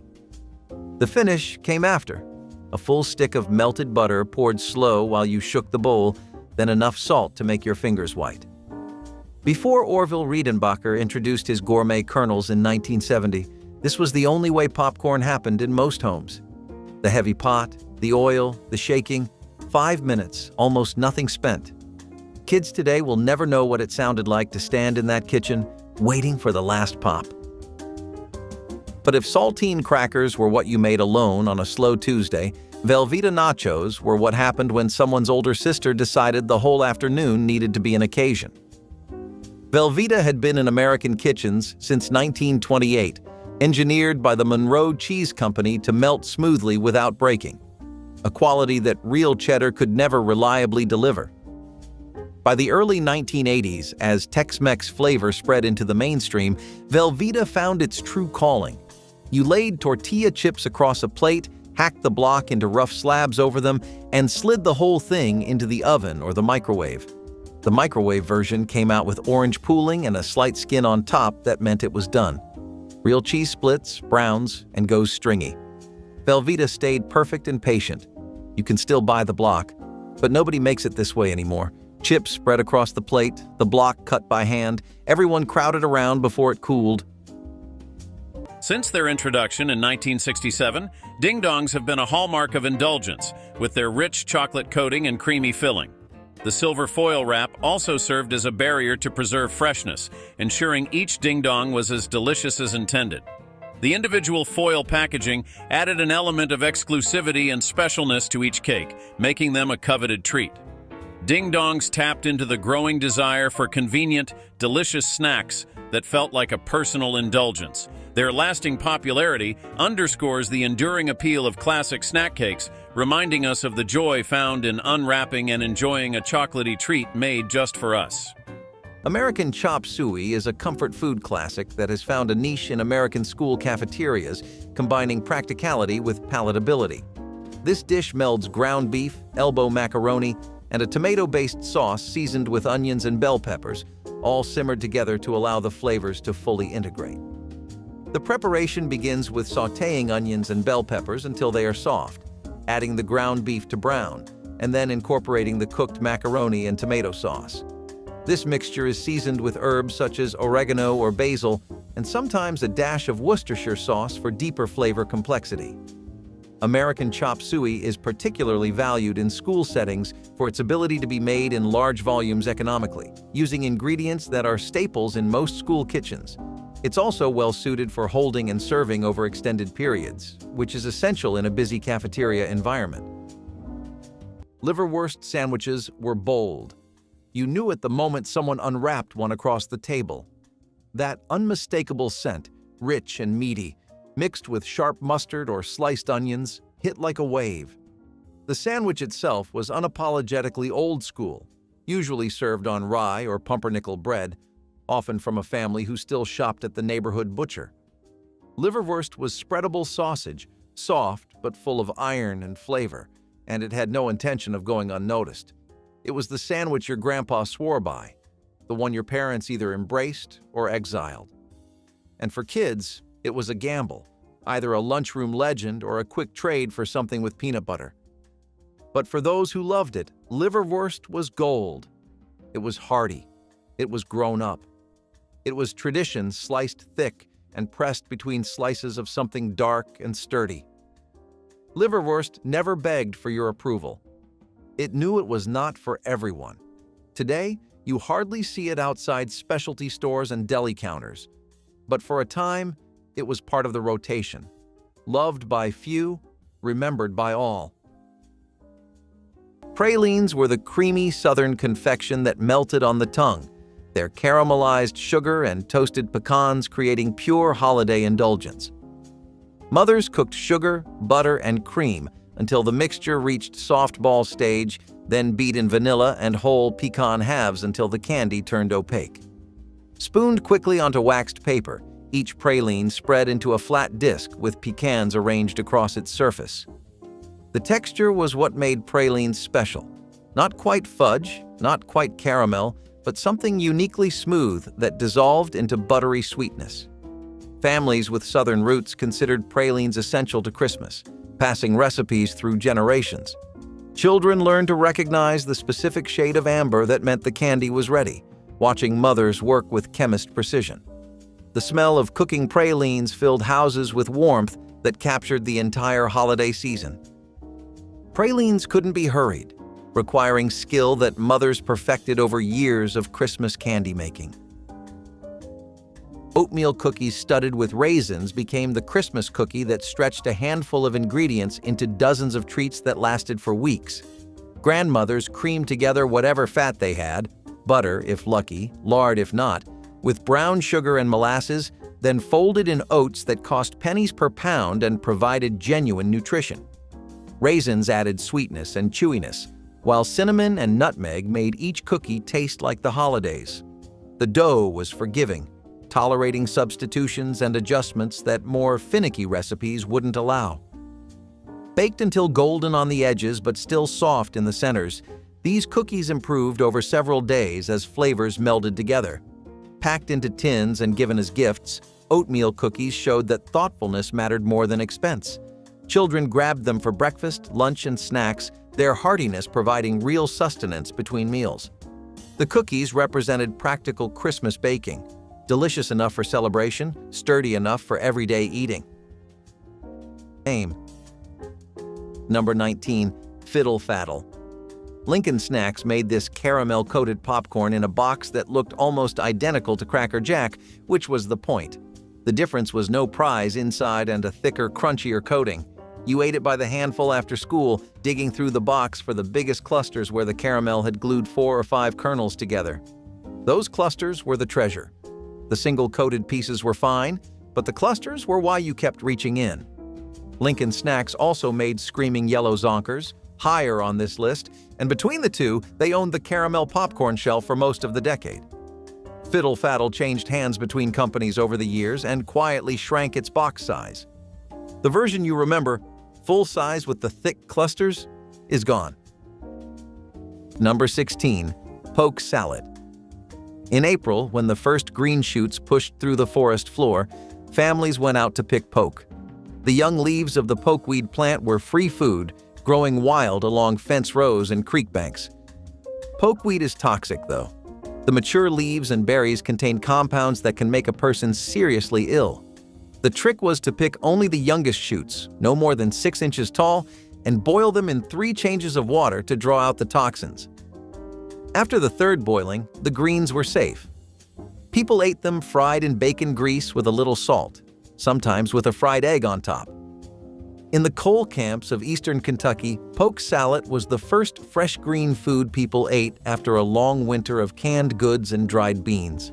It tasted like spring. It tasted like the end of something hard and the beginning of something easier. Number 25. Water gravy on crackers. When there was nothing left to spread and nothing to dip, there was still the skillet. Your grandmother scraped the drippings from the bottom of the cast iron pan, bacon grease, lard, the brown bits from whatever had fried there last, and built a thin gravy from flour, water, and those drippings. She poured it hot over saltines or soda crackers. In the coal camps of McDowell County, West Virginia, this appeared at the end of the week when the company's store credit ran out. Families called it gravy crackers or just something warm. The crackers went soft under the gravy and soaked up every bit of that pan flavor. If you were that child, hungry since noon, soft, salty, warm crackers were more than enough. The whole thing came together in under 5 minutes from ingredients that cost almost nothing. Number 18. Mayonnaise sandwich. 2 slices of white bread with a thick layer of mayonnaise. Nothing else. If you grew up with money, this sounds like a joke. If you grew up without it, this sounds like Tuesday. During the Depression, mayonnaise sandwiches were the lunch that children carried to school when there was nothing else in the house. The bread provided bulk. The mayonnaise provided fat and flavor. The whole thing cost almost nothing and could be assembled in the time it took to open the jar. By the 1970s and 1980s, seniors who had grown up eating these never stopped. A retired seamstress in Baltimore ate a mayonnaise sandwich for lunch almost every day. She added a thin slice of onion when she had one. She said the onion made it fancy. A jar of store-brand mayonnaise cost 79 cents and lasted weeks. 2 slices of bread cost a few pennies. This was a snack that poverty invented and habit preserved. Number 16. Razzles. The slogan was the product. First it is a candy, then it is a gum. You popped a Razzle into your mouth and for about 10 seconds it was a hard, tangy, fruit-flavored disc. Then the texture shifted. The candy softened and became bubble gum right there on your tongue, and the transition was the whole reason anyone bought them. Nobody chewed Razzles for the gum quality, which was poor. The bubbles were small, the flavor faded fast, and the chew went stiff within minutes. But that moment of transformation, those 10 seconds when one thing became another, was enough to keep kids reaching for the pack. Grape and orange were the strongest flavors. Everything else was a variation on the same trick, and the trick never got old. At every Thanksgiving spread, every Christmas Eve buffet, every funeral repast in the 70s, a relish tray held its place at the edge of the table, and stuffed celery was always on it. The filling was softened cream cheese beaten smooth, folded with chopped pimento-stuffed green olives and a little of the olive brine for sharpness. You spooned it into the curve of each stalk, then lined them up between carrot sticks and radish roses, the crunch of the celery against the tang of the olives, cold, crisp, and gone before the turkey was carved. Making the relish tray was the job of whoever arrived first, and the women who did it took quiet pride in how neatly the celery was cut, how evenly the filling sat. It was never the star of the table, but its absence was always noticed. The relish tray itself has all but vanished now, and the stuffed celery went with it. Before instant pudding packets made it a 5-minute job, stovetop vanilla pudding was something you watched someone make from scratch. Milk, sugar, cornstarch, a wooden spoon that never stopped circling the bottom of the pot. You stood at the stove because you were allowed to lick the spoon when it was almost done, and because watching the pudding thicken, going from thin and liquid to thick and glossy, was a kind of slow kitchen magic. By the 1980s, Jell-O instant mixes had taken over most households, but in some kitchens the pudding still came off the stove warm. You ate it straight from the pot before it reached a bowl. Hot vanilla pudding has a depth that the cold, set version loses entirely. The woman who made it that way understood that. She is gone now, and the pot sits unused in a cabinet somewhere. In the 70s, Gator gum burst onto the scene, squeezing the essence of Gatorade into a zesty chew, a bold move to hydrate in gum form. Its packaging echoed the bright, energetic colors of Gatorade, suggesting vitality and refreshment. Its intense citrus flavor aimed to quench thirst, offering a novel snacking experience tied to hydration and sports. This unique positioning captured the imagination of consumers, especially those active in sports or seeking a refreshing twist on traditional gum. While the concept of a thirst-quenching gum was more innovative than practical, Gator gum remains a memorable product for its attempt to blend the worlds of snacking and hydration in a creative and flavorful way. Sloppy Joes have been a staple in American school cafeterias since their introduction in the mid-20th century. This dish features ground beef or pork that is sautéed with onions and garlic until browned, then simmered in a savory tomato-based sauce seasoned with Worcestershire sauce and other spices. The thick, hearty mixture is then spooned onto soft hamburger buns, creating a filling and flavorful sandwich that is both messy and delightful to eat. The preparation requires minimal kitchen equipment and ingredients that are staples in most school pantries, making it a cost-effective choice for feeding a large number of students. Moreover, the ability to prepare the meat mixture ahead of time and quickly assemble the sandwiches during busy lunch periods enhances its practicality. The familiarity of the flavors, combined with the satisfying nature of the sandwich, ensures that Sloppy Joes remain a cherished option within school meal programs. Ham salad sandwiches were what you made when dinner became tomorrow's lunch, and nothing went to waste. Chopped leftover ham mixed with mayonnaise, a spoonful of relish, and maybe a dash of mustard turned into something far greater than the sum of its parts. The result was creamy, salty, tangy, and just textured enough to let you know this was not store-bought. It sat heavy on white bread and came wrapped in wax paper or pressed gently into a sandwich bag that stuck to the crust by lunch hour. Kids either loved ham salad or politely declined the swap. It had presence. A slightly chunky spread with pink edges and flecks of green. Grandparents swore by it. Cafeterias served it weekly, and for a long time, it was a way to turn leftovers into something that felt brand new. It was a lunchbox classic for those raised with one hand on the cutting board and the other on the budget. Today, it rarely shows up in modern school lunches, replaced by pre-packaged options and flashier flavors. Hard candy drops were the jewel-toned confections that mothers poured into molds or dropped onto marble slabs, each piece catching light like stained glass. Sugar, corn syrup, and water were boiled to the hard crack stage, then quickly mixed with food coloring and flavoring before being poured into shapes. The process required speed and precision. Hard candy set within minutes and couldn't be reworked once it cooled. Lemon drops glowed yellow, cinnamon discs burned red, and mint rounds sparkled green, creating a rainbow on every candy dish. Children loved sucking on these candies, feeling them slowly dissolve and release intense bursts of flavor. Some mothers used antique molds passed down through generations, pressing candy into shapes of Christmas trees, bells, and stars. The candies kept for weeks in tins, making them perfect for gift-giving and stocking stuffers. Hard candy drops required mastering high-temperature sugar work, a skill that separated casual candy makers from serious Christmas confectioners. Gingerbread men marched out of ovens across America, their spiced fragrance announcing the holidays had begun even when times were desperately tight and presents scarce. The dough combined flour, molasses, ginger, cinnamon, and cloves, ingredients that were affordable and kept well in pantries throughout the year without spoiling.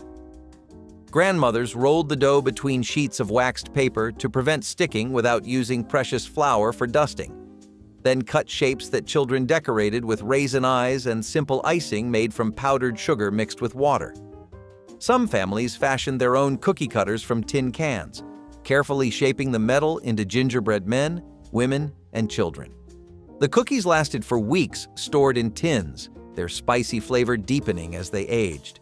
Hung on trees or arranged on holiday plates, gingerbread men became edible ornaments that children were finally allowed to eat on Christmas Day itself. Number 25. Quisp cereal. Quaker Oats put a pink alien on the box and made the cereal taste like Cap'n Crunch, but in a flying saucer shape. The pieces were round and slightly puffed, and they did not tear up the roof of your mouth the way the Captain's did. You poured a bowl the second you walked in the door and ate it dry in front of the television? Or you added milk and let it sit until it went soft? Quisp had a rivalry with its own sister cereal, Quake, and Quaker ran contests letting kids vote for their favorite. Quisp won every time. It still disappeared from most store shelves by the late 1970s. Winning the popular vote did not save it from the accountants. Number 20. Cornbread crumbled in buttermilk. This was the nighttime snack of the mountains. After supper, after the dishes were done, a man would crumble a piece of cold cornbread into a tall glass of buttermilk. He would eat it with a spoon. That was it. No recipe, no name, just cornbread and buttermilk in a glass. The cornbread softened. The buttermilk was tangy and cold. In the coal camps of McDowell County, West Virginia, men ate this every night of their lives. Their fathers had eaten it. Their grandfathers had eaten it. It was not discussed. It was not written down in any cookbook. You poured a glass. You crumbled the bread. You sat at the kitchen table in the quiet of a house, settling into sleep, and you ate something your family had been eating for generations. That mattered. Number 24. Bread, butter, and sugar. White bread, a thin layer of butter, a sprinkle of white sugar pressed between the two halves. That was the whole recipe. If you grew up across rural Ohio, Indiana, and Missouri, grew up believing this was a real treat. The butter kept the sugar anchored. The bread went soft in the hand if held too long, and it had to be eaten fast or the sugar started shifting loose. In 1960, a loaf of white bread cost 20 cents. A 5-pound bag of sugar cost 38 cents. For a family of 5 with no snack money, that sugar sandwich cost less than a penny per child. Mothers didn't call it poverty food. Your mother called it a snack, and that was that. Decades later, grandmothers still make these for grandchildren without thinking much about where the tradition came from. Some things stay because they are simple and they work. Rice in milk with sugar. Leftover rice from dinner, cold milk poured over it, a spoonful of sugar stirred in. That was a snack. In some households, it was breakfast. In others, it was the last thing eaten before bed. The rice had already been cooked, so there was nothing to prepare except assembling 3 ingredients in a bowl. The milk turned slightly starchy as it sat, thickening just enough to feel like a thin pudding. The sugar made it sweet. For a senior living alone, this was a way to use the leftover rice that always seemed to be sitting in the pot. Throwing food away felt wrong to a generation that remembered when there was none. Cold rice in milk was not a recipe anyone wrote down. It was a habit passed from hand to hand across kitchen tables in the Midwest and the South for decades. Your grandmother's grandmother ate this, your grandmother ate this, and if you were lucky enough to watch, you ate it too. Number 11. Bugles. General Mills launched these in the mid-1960s, and by the 1970s, every child in the country had done the same thing. Put 5 bugles on the tips of your fingers and pretended to be a witch until the salt made your fingertips sting. The snack was a cone-shaped piece of fried corn dough, hollow in the middle, salty and faintly sweet in a way no other chip managed to be. You ate one, then you ate 30 without a pause. The shape made them feel like a toy as much as a food, and kids treated the bag like a costume kit before they treated it like a snack. Bugles survive today, but the original formula had a buttery richness the current version seems to have trimmed away. The witch claws, at least, still work. Most people today wouldn't touch it, and that's exactly why it belonged on every serious cocktail tray in the 70s. Rumaki was chicken livers and water chestnuts marinated in soy sauce and brown sugar, wrapped in bacon, pinned with a toothpick, and broiled until the bacon crisped and the liver turned velvety. The dish was born at Don the Beachcomber in Palm Springs around 1941, riding the tiki wave that swept American entertaining for 3 decades. Trader Vic's put it on menus and it spread into rec rooms across the country. The contrast was everything. The crunch of water chestnut against rich liver, smoke of bacon against sweet marinade. Making a full tray meant handling raw liver without flinching. which separated the hosts who were serious from the ones who just opened a bag of chips. By the 80s, organ meats fell out of favor and rumaki disappeared almost overnight, from the center of the table to something most people have never heard of. Pizza toast on white bread was what every American kid made in the years before bagel bites, and it was better in every way that mattered. You spread contadina or Hunt's tomato paste, not pizza sauce, not marinara, but the concentrated paste from the small can, across a slice of white bread, covered it with shredded mozzarella, and slid it under the broiler. 4 minutes watching. The cheese went from white to spotted to pulling away at the corners, and when it browned at the edges while still soft in the center, it was ready. Bagel Bites launched in 1985, created by two brothers in Hallandale, Florida, and within a few years became the commercial standard for after-school pizza snacking. Before that, the pizza toast was what you made yourself, how much paste, how thick the cheese, whether to shake oregano from the jar above the stove. The homemade version didn't disappear because it was inferior. It disappeared because the commercial one required no watching.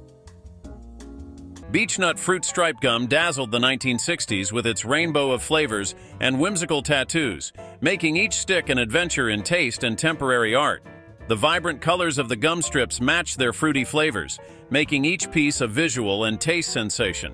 The inclusion of temporary tattoos in each pack added to its appeal, offering more than just a chewing experience. Despite its flavors being short-lived, Fruit Stripe Gum's vibrant packaging and the fun of the temporary tattoos have left a lasting impression on those who grew up with it, evoking fond memories of a simpler time when even a stick of gum could bring a burst of joy and color to a child's day. Pizza first appeared in American school cafeterias in the late 1950s, tailor-made to appeal to children with rich, savory toppings such as pepperoni and sausage.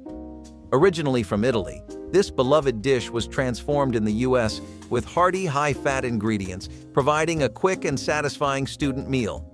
Assembled with hand-stretched dough, slathered with tomato sauce, and layered with mozzarella and meats, the pizza is baked at high temperatures.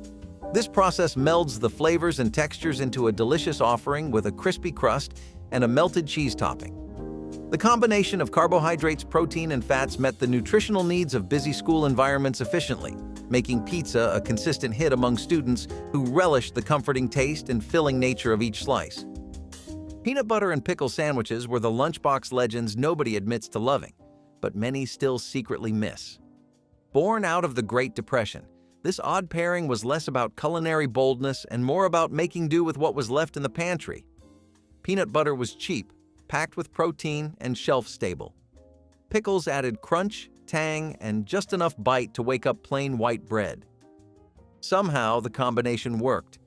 The sweet creaminess of the peanut butter and the sharp, vinegary snap of a dill or bread and butter pickle created a balance that stayed with you, whether you liked it or not.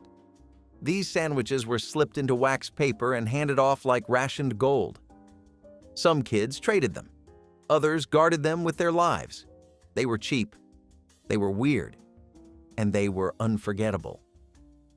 As the decades rolled on and lunch menus got glossier, peanut butter and pickle sandwiches faded from view. It might not win a gourmet prize today, but back then, it was a masterpiece made from struggle and stubbornness. Divinity was the cloud-like confection that announced the Christmas season had officially arrived, its snowy white peaks appearing on plates across America every December. Mothers beat egg whites until stiff, then slowly poured in boiling sugar syrup while the mixer ran at high speed, whipping air into the mixture until it turned glossy and held its shape. The process required perfect timing and dry weather. Humidity was Divinity's enemy, turning fluffy into sticky disaster. Chopped pecans or walnuts were folded in at the last moment, adding crunch to each pillowy bite. Dropped by spoonfuls onto waxed paper, the candy set into irregular peaks that looked like tiny meringue mountains. Children would hover nearby, waiting for permission to lick the beaters clean. The texture was unlike anything store-bought, light enough to dissolve on the tongue, yet substantial enough to satisfy. Divinity couldn't be rushed or faked, making it a labor of love that mothers undertook specifically because their children begged for it year after year. Mincemeat pie, carried centuries of tradition into Depression-era kitchens, where grandmothers adapted ancient recipes to fit modern budgets and available ingredients. The filling combined chopped apples, raisins, citrus peel, and warm spices with sweet or butter, creating a rich mixture that improved as it aged in crocks and jars. Some families still added bits of meat to their mincemeat following Old English tradition. Others made it purely from fruits and spices. The mixture was spooned into pastry shells and baked until golden, each pie containing concentrated Christmas flavor in every bite. Making mincemeat was often a community effort, with neighbors gathering to chop, mix, and store enough filling to last through the holiday season. The pies connected American tables to European ancestors, carrying forward traditions that had survived ocean crossings and frontier hardships. Children often found the flavor strange at first, but grew to love its complexity. Number 26. Wacky wafers. Giant candy discs about the size of a silver dollar, stacked in a cellophane roll. Wonka made them in 5 flavors, and the green one was watermelon, which was the only reason most kids bought the pack. The texture was hard and chalky on the outside, and slightly softer once you bit through. You did not chew them. You let them dissolve on your tongue during a rerun of the Brady Bunch, working through 1 disc per commercial break. The whole roll cost $0.25 at the drugstore. Wonka discontinued them, and the watermelon flavor became one of those taste memories that nothing in the candy aisle quite replaces. Number 22. Cracklin' bread. Every fall, when the temperature dropped below freezing and the hog killing started, the women saved the cracklings. Cracklings were the crispy, golden pieces of pork skin and fat left over after the lard was rendered. You could eat them straight, and people did. The real prize, though, was cracklin' bread. Cornmeal, buttermilk, a pinch of salt, and a handful of those cracklings baked in a cast-iron skillet greased with lard. The bread came out dense and golden, with pockets of crispy pork through every bite. Children ate it after school. Men carried a wrapped piece in their coat pocket to the field. It did not need butter. The cracklings had already given it all the salt and fat a person could want. In the mountains of West Virginia, families waited all year for Hog Killing Day, and the cracklin' bread was the first reward. Number 20. Lard and sugar bread. An open-faced slice of white bread spread with rendered lard and sprinkled with sugar. If you grew up in farm communities across Iowa, Illinois, and the hill country of Arkansas, this was the dessert that appeared when there was no dessert. The lard was always in the house because families kept their own hogs or bought it in 5-pound cans. Sugar cost about 8 cents a pound in 1965. Spread thin on lard-coated bread, a teaspoon of sugar went far and tasted richer than it had any right to. The lard kept the sugar from sliding off and melted slightly against the warmth of a hand. Historian Richard Willis recalled eating these on a Depression-era farm in Iowa, but the tradition carried well into the 1960s in households where the lard bucket never left the stovetop. Bread, fat, sugar. Your mother and grandmother both knew that was enough to get a child from 3 in the afternoon to supper time without complaint. Number 15. Milk toast. A slice of bread toasted lightly, placed in a shallow bowl and covered with warm milk. Some people added a pat of butter. Some added sugar or cinnamon. Most just let the toast soften in the milk until it became something between bread and porridge. This was the food that mothers made for sick children and grandmothers made for themselves when their appetite vanished. In the 1920s and 1930s, milk toast was standard fare in hospitals and nursing homes across the country. It was gentle on the stomach, easy to swallow, and required no chewing. For a senior with dental problems, missing teeth, or a mouth too sore to handle anything solid, milk toast was not a snack. It was a lifeline, a way to take in nourishment without pain. The warm milk soothed, the bread dissolved, and the whole thing could be prepared in the time it took to boil water for tea. Doctors stopped recommending it, cookbooks stopped printing it, but the people who needed it never stopped making it. Number 15. Chicken in a biscuit. Nabisco put these out in the mid-1960s, and the name alone raised questions that nobody at the company ever bothered to answer. What chicken? What biscuit? And why was biscuit spelled wrong? None of it mattered once you opened the box. The crackers were thin, salty, and seasoned with something that tasted like chicken bouillon crossed with onion powder, and a compound that science had not fully named. They were addictive in the way that only heavily seasoned crackers can be. You ate one, and then the box was empty, and then you felt strange about yourself. The brand still exists, but the current formula has softened. The 1970s version had a sharper, saltier bite that the new one does not reach. She started shaping it the night before, always the night before. The cheese ball was the centerpiece of every 1970s party table, and making one meant softening 2 blocks of cream cheese, folding in sharp cheddar, Worcestershire sauce, garlic powder, and sometimes diced onion. You mixed it by hand, formed it into a round the size of a softball, wrapped it tight, and chilled it overnight so the flavors settled.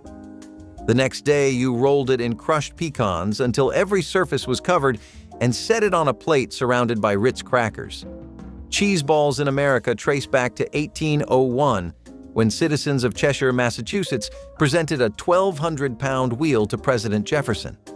The 70s version was modest, but at every holiday gathering, every cookout, there it sat. The woman who brought the best one knew it, and everyone else did too. Nobody fought over recipes louder than they fought over whose cheese ball belonged at the center of the table.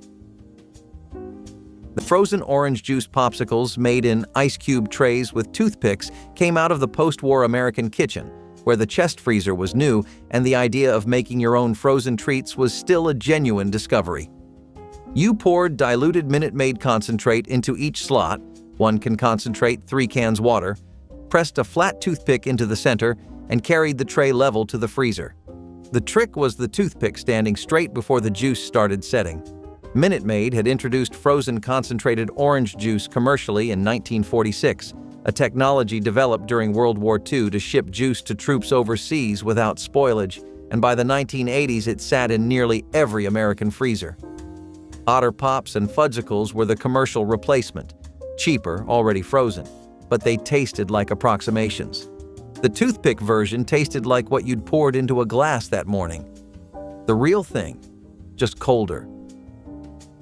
Hubba Bubba swaggered onto the bubblegum stage in '79, ready to revolutionize the bubble-blowing biz with its non-stick formula and audacious flavors. Its unique formula made it easier for kids to clean up after blowing giant bubbles, enhancing its appeal. Its introduction of bold flavors and engaging commercials featuring bubble-blowing contests quickly made it a favorite among kids and teens. The brand's focus on fun and innovation has helped it maintain a special place in the hearts of those who remember the joy and playfulness of competing to blow the biggest bubble, making Hubba Bubba a symbol of the carefree days of youth. Corned beef and cabbage offers a cultural touchstone in school menus, particularly around St. Patrick's Day, providing a festive and educational meal. This dish involves slow-cooking corned beef in a spiced brine until it is tender, then adding chunks of cabbage that cook until just tender, absorbing the rich flavors of the meat. Corned beef and cabbage is not only a nod to cultural heritage, but also a balanced meal, offering a good mix of protein and vitamins from the cabbage. In school settings, this dish serves as a special menu item that can educate students about international cuisine while providing a nutritious and flavorful meal. Its preparation, while requiring more time than some other dishes, is relatively straightforward and can be executed with basic kitchen equipment, making it feasible for special occasions in schools. Egg salad sandwiches were messy, mushy, and magical in the way only school lunch legends can be. Made from chopped hard-boiled eggs, mayonnaise, and a touch of mustard or seasoning, egg salad was the sandwich that smelled strong and stuck with you, literally and figuratively. It was packed between slices of soft bread and often left a faint imprint on the bag it came in. And yet, it was beloved. There was something comforting about it, something that felt homemade and humble. It was a meal you could trust. Some versions had bits of celery or onion, others kept it basic. But every egg salad sandwich came with a promise. You were going to be full, and you were going to remember it. Kids either cherished it or turned up their noses. There was no in-between. But for those who loved it, egg salad was the crown jewel of the lunchbox. Today, it is often replaced by cleaner, quieter options, tucked away in prepackaged containers at the back of the deli case. Pecan turtles were the candy that looked like their namesake, with pecan legs extending from caramel bodies topped with chocolate shells. Mothers arranged pecans in clusters on waxed paper, then spooned warm caramel over the centers, letting it flow between the nuts. Once the caramel set, each cluster was dipped in or drizzled with melted chocolate, creating the turtle's shell pattern. The combination of textures made turtles irresistible: crunchy pecans, chewy caramel, and smooth chocolate in every bite. Children loved helping arrange the pecan clusters, feeling like they were creating little candy creatures. The turtles required multiple steps and careful timing, as the caramel needed to be cool enough to hold shape, but warm enough to stick to the nuts. These candies were often saved for gift boxes and special occasions, their elaborate appearance making them feel more valuable than simpler confections. Pecan turtles proved that homemade candy could rival anything from expensive chocolate shops. Fruitcake soaked in whatever spirits the family could spare became the Christmas tradition that proved celebration didn't require wealth or expensive fancy ingredients from city stores. Grandmothers saved dried fruits all year long, raisins purchased cheap in bulk, citrus peel carefully dried on sunny windowsills, apple rings preserved from autumn harvests and stored carefully in the root cellar through the long, cold winter months. These treasured fruits were combined with flour, eggs, molasses, and warm spices into heavy batter that baked low and slow until dense and dark. The finished cakes were wrapped in cheesecloth soaked with brandy, bourbon, or even homemade wine, then stored for weeks as flavors mellowed and deepened beautifully. One fruitcake could last the entire holiday season, sliced thin because its richness meant a little satisfied even the hungriest guest at the family Christmas table. Number 21. Like M-Aid. This was the original version of what eventually became Fun Dip, and in the 1970s, it was its own product. The package had pouches of flavored sugar powder and a white candy stick you used to scoop it out. You licked the stick, dipped it into the powder, and repeated until your tongue turned bright red or blue and the pouch was empty. The candy stick tasted like compressed chalk with a faint sweetness, and you ate that too.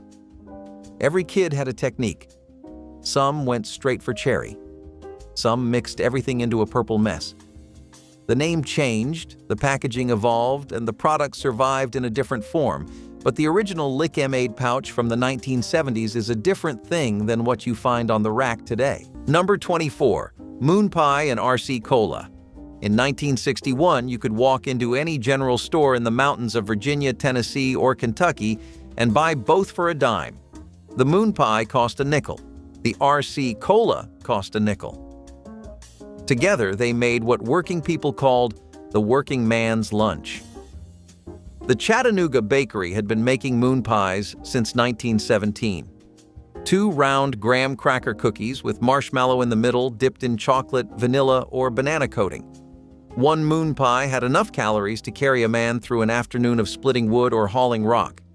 The RC Cola washed it down. This was not a treat. This was fuel, and for 10 cents, it was the cheapest fuel in Appalachia. Number 22. Saltine crackers and milk. A handful of saltines broken into a bowl, warm milk poured over the top, a pinch of sugar if the mother was feeling generous. The crackers soaked up the milk and turned soft enough to eat with a spoon. If you grew up in Milltown households across New England and rural Pennsylvania, a variation on bread and milk for families who kept saltines in the house and sometimes ran short of bread. In the 1960s, a box of saltines cost about 23 cents. A quart of milk was 25 cents. That is an afternoon snack for a family of 4 for under 50 cents. Children in the textile towns of the Piedmont called it stewed crackers. Some families added a little butter while the milk was still warm. The crackers dissolved at the edges first, leaving a thick paste at the bottom of the bowl that tasted better than it had any right to. No stove required, no pots to wash. Those were the 2 best qualities a snack could have. 22. Tomato sandwich. 2 slices of white bread, a thick slice of garden tomato, a smear of mayonnaise, salt, and pepper. That was the summer snack that defined the American South for 100 years. You did not cook anything. You did not heat anything. You assembled it in under a minute and ate it standing over the kitchen sink while the juice ran down your wrist. For a senior with a tomato plant on the back porch, this was free food from June through September. Even without a garden, a single tomato from the farmer's market cost $0.25 in the 1970s. The bread was already in the house. The mayonnaise was already in the refrigerator. The whole thing came together faster than you could describe it. In small towns across Georgia, Alabama, and Mississippi, church ladies brought tomato sandwiches to widows and widowers during the summer months. They wrapped them in wax paper and left them on the porch because they knew the person inside might not answer the door. That was not charity. That was knowing. Number 9, Tang. General Foods sold Tang as the drink of astronauts, and that was close enough to true. NASA included an orange-flavored drink on the Gemini flights, and General Foods ran with that connection for years. The powder was bright orange and turned a glass of water into something that tasted like a distant memory of a real orange, the kind that had been described over a telephone and then rebuilt in a laboratory.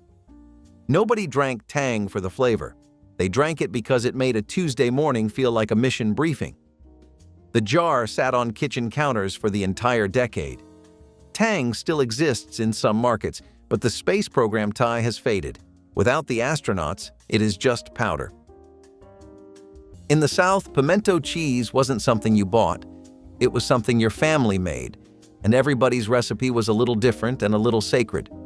Sharp cheddar grated by hand on a box grater, a jar of diced pimentos drained and folded in, enough mayonnaise to bind it, Duke's, never Miracle Whip. And sometimes a pinch of cayenne or a shake of garlic powder that nobody mentioned out loud. You could spread it on white bread or pile it on crackers, but at holiday tables through the 1960s and 70s, it got piped into celery grooves and arranged on trays alongside the olives and the pickles. Bridge clubs served it on silver platters. Church suppers set it out in cut glass bowls. The women who made the best pimento cheese were known by name, and their recipes stayed in the family, written on index cards in pencil, passed from mother to daughter with no measurements, just instructions like enough mayo to make it smooth and taste it, you'll know. The jars on grocery shelves now taste nothing like what came out of those kitchens. And if the peanut and cola tradition came from fields and front porches, the frozen Welch's grape juice cup came from a different kitchen entirely. A mother trying to give her children something cold in August when the ice cream budget had run out. You poured Welch's Concord grape juice into Dixie cups, pressed a popsicle stick into each one, and put them in the freezer for 4 hours. The Welch's Cooperative had been founded in 1869 in Westfield, New York, built around the Concord grape variety developed by Ephraim Bull in the 1850s. When the cups froze, the flavor concentrated near the top as the ice formed, so the first bites were the sweetest. You learned to rotate them as they melted. Everyone who made them figured that out. Nobody had to be told. In the 70s, milkshake candy bars captured the essence of a diner classic, transforming the malt milkshake into a chewable delight. Their unique selling point was the ability to enjoy the classic milkshake flavor without the need for a straw or a diner visit. Their malt-flavored nougat coated in milk chocolate offered a unique taste that set them apart from other chocolate bars. This innovative flavor profile appealed to those looking for a nostalgic taste experience, reminiscent of enjoying a creamy milkshake at a local diner. Although milkshake candy bars are no longer produced, they are remembered for their distinctive taste and the creative way they brought the beloved flavors of a milkshake into the world of candy bars, blending nostalgia with culinary innovation. Boiled hot dogs have been a long-standing favorite in American school cafeterias, known for their simple, tasty, and quick preparation. Made from a blend of beef and pork, these hot dogs are seasoned and boiled, served in a soft bun with a variety of condiments like ketchup, mustard, and relish. This cooking method is particularly effective in school environments as it allows for hot dogs to be prepared en masse and kept warm. The simplicity of boiled hot dogs makes them a reliable choice for school cafeterias, where the lunch period is often brief and the demand for quick service is high. Additionally, the familiarity and ease of customization of hot dogs meet diverse student preferences, making them a popular and comforting choice. This meal option not only satisfies hunger swiftly, but also aligns with the logistical needs of serving hundreds of students. Peanut butter and honey sandwiches were the gentle cousin of the classic peanut butter and jelly, quieter, softer, and maybe a little sweeter.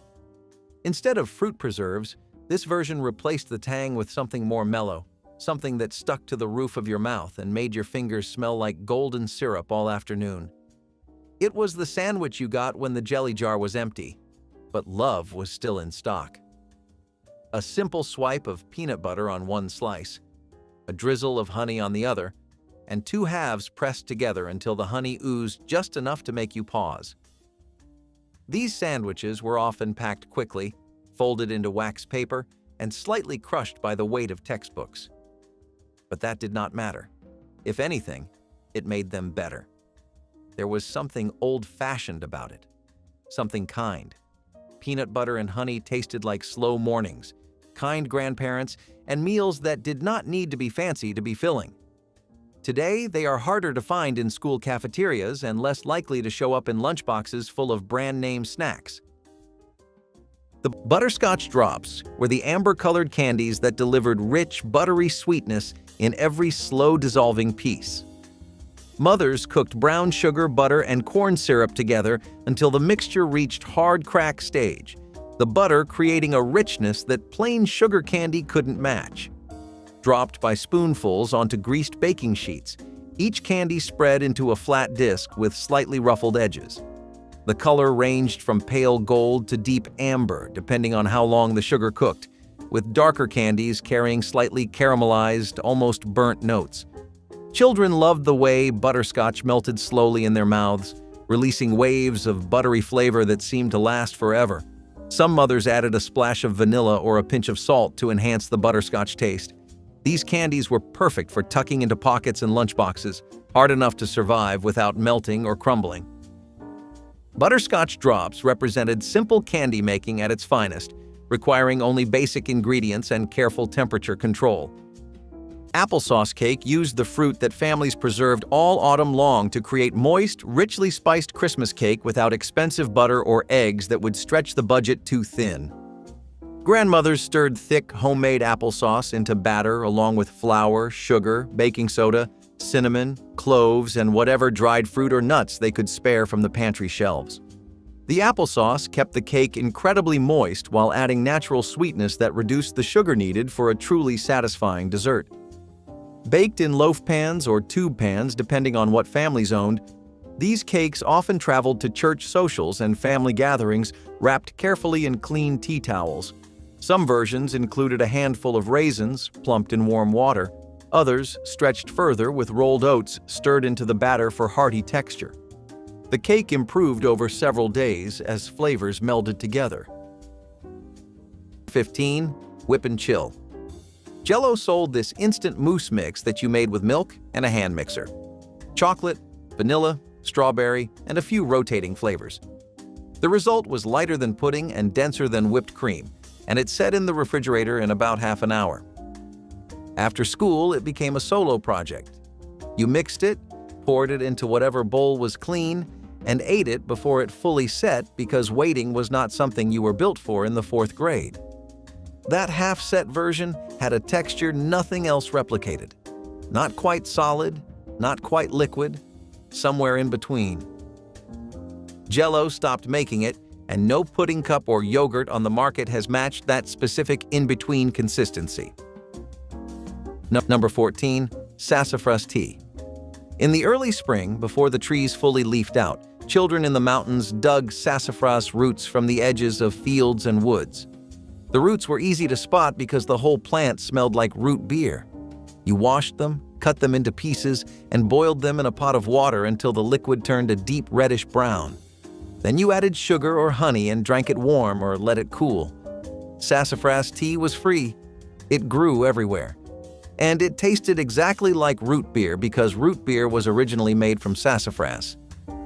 In the 1960s, every child in rural Appalachia knew how to find a sassafras tree. They knew it by the smell, by the mitten-shaped leaves, by the way the bark peeled. Grandmothers said it purified the blood. Whether that was true did not matter. What mattered was that a child could walk into the woods with nothing and come back with something that tasted sweet and warm. That is what foraging meant to mountain children, not survival, discovery. Number 16. Raw potato slices with salt. A potato pulled from the root cellar, rinsed, sliced thin with a paring knife, laid out on a plate, and salted. If you grew up in farm communities across the Plain States, Nebraska, Kansas, Missouri, raw potato slices were the simple, free snack that appeared when everything else was put away and supper was still 2 hours out. Children ate them standing at the kitchen counter. The potato tasted starchy and faintly sweet when truly fresh. The salt brought out something that tasted almost buttery. No cooking, no heating, no waiting. A 10-year-old could make this in under 3 minutes. Potatoes kept in the root cellar from October through February, the most reliable thing in a house where other items ran out. A 10-pound bag of potatoes cost 49 cents in 1963. That is a month's worth of afternoon snacks for almost nothing. Nobody wrote this down as a recipe, and if your grandmother made it, she didn't need to. Number 5. Egg in a cup. Soft boil an egg for 3 minutes. Crack it into a cup. Mash it with a fork. Add butter, salt, and pepper. Eat it with a spoon or spread it on toast. This was the snack that hospital nurses in the 1940s and 1950s served to patients who could not handle solid food.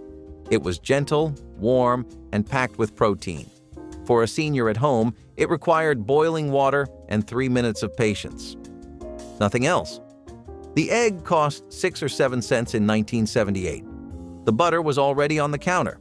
The whole thing fit in a teacup and could be eaten in bed, in a chair, or at the kitchen table.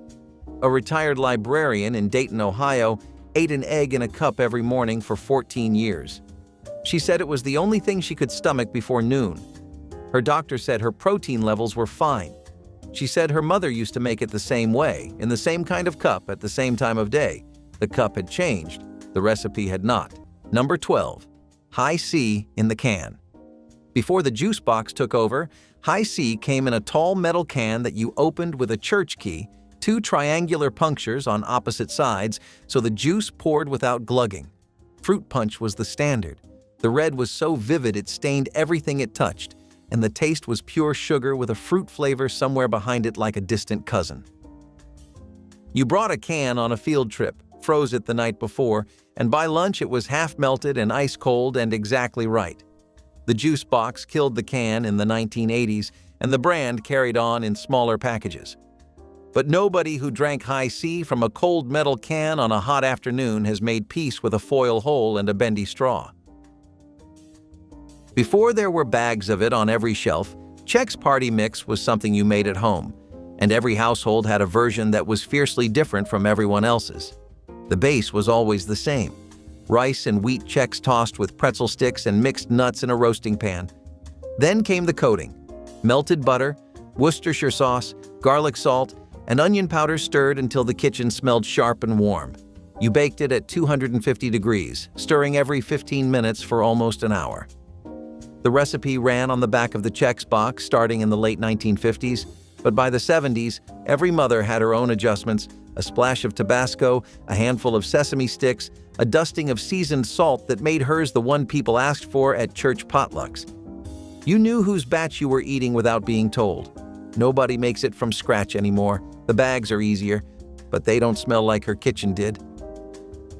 Canned Vienna sausages eaten cold from the can were the after-school snack no child would admit to liking if anyone from school was watching, which is exactly why they tasted so good alone in the kitchen on a Thursday.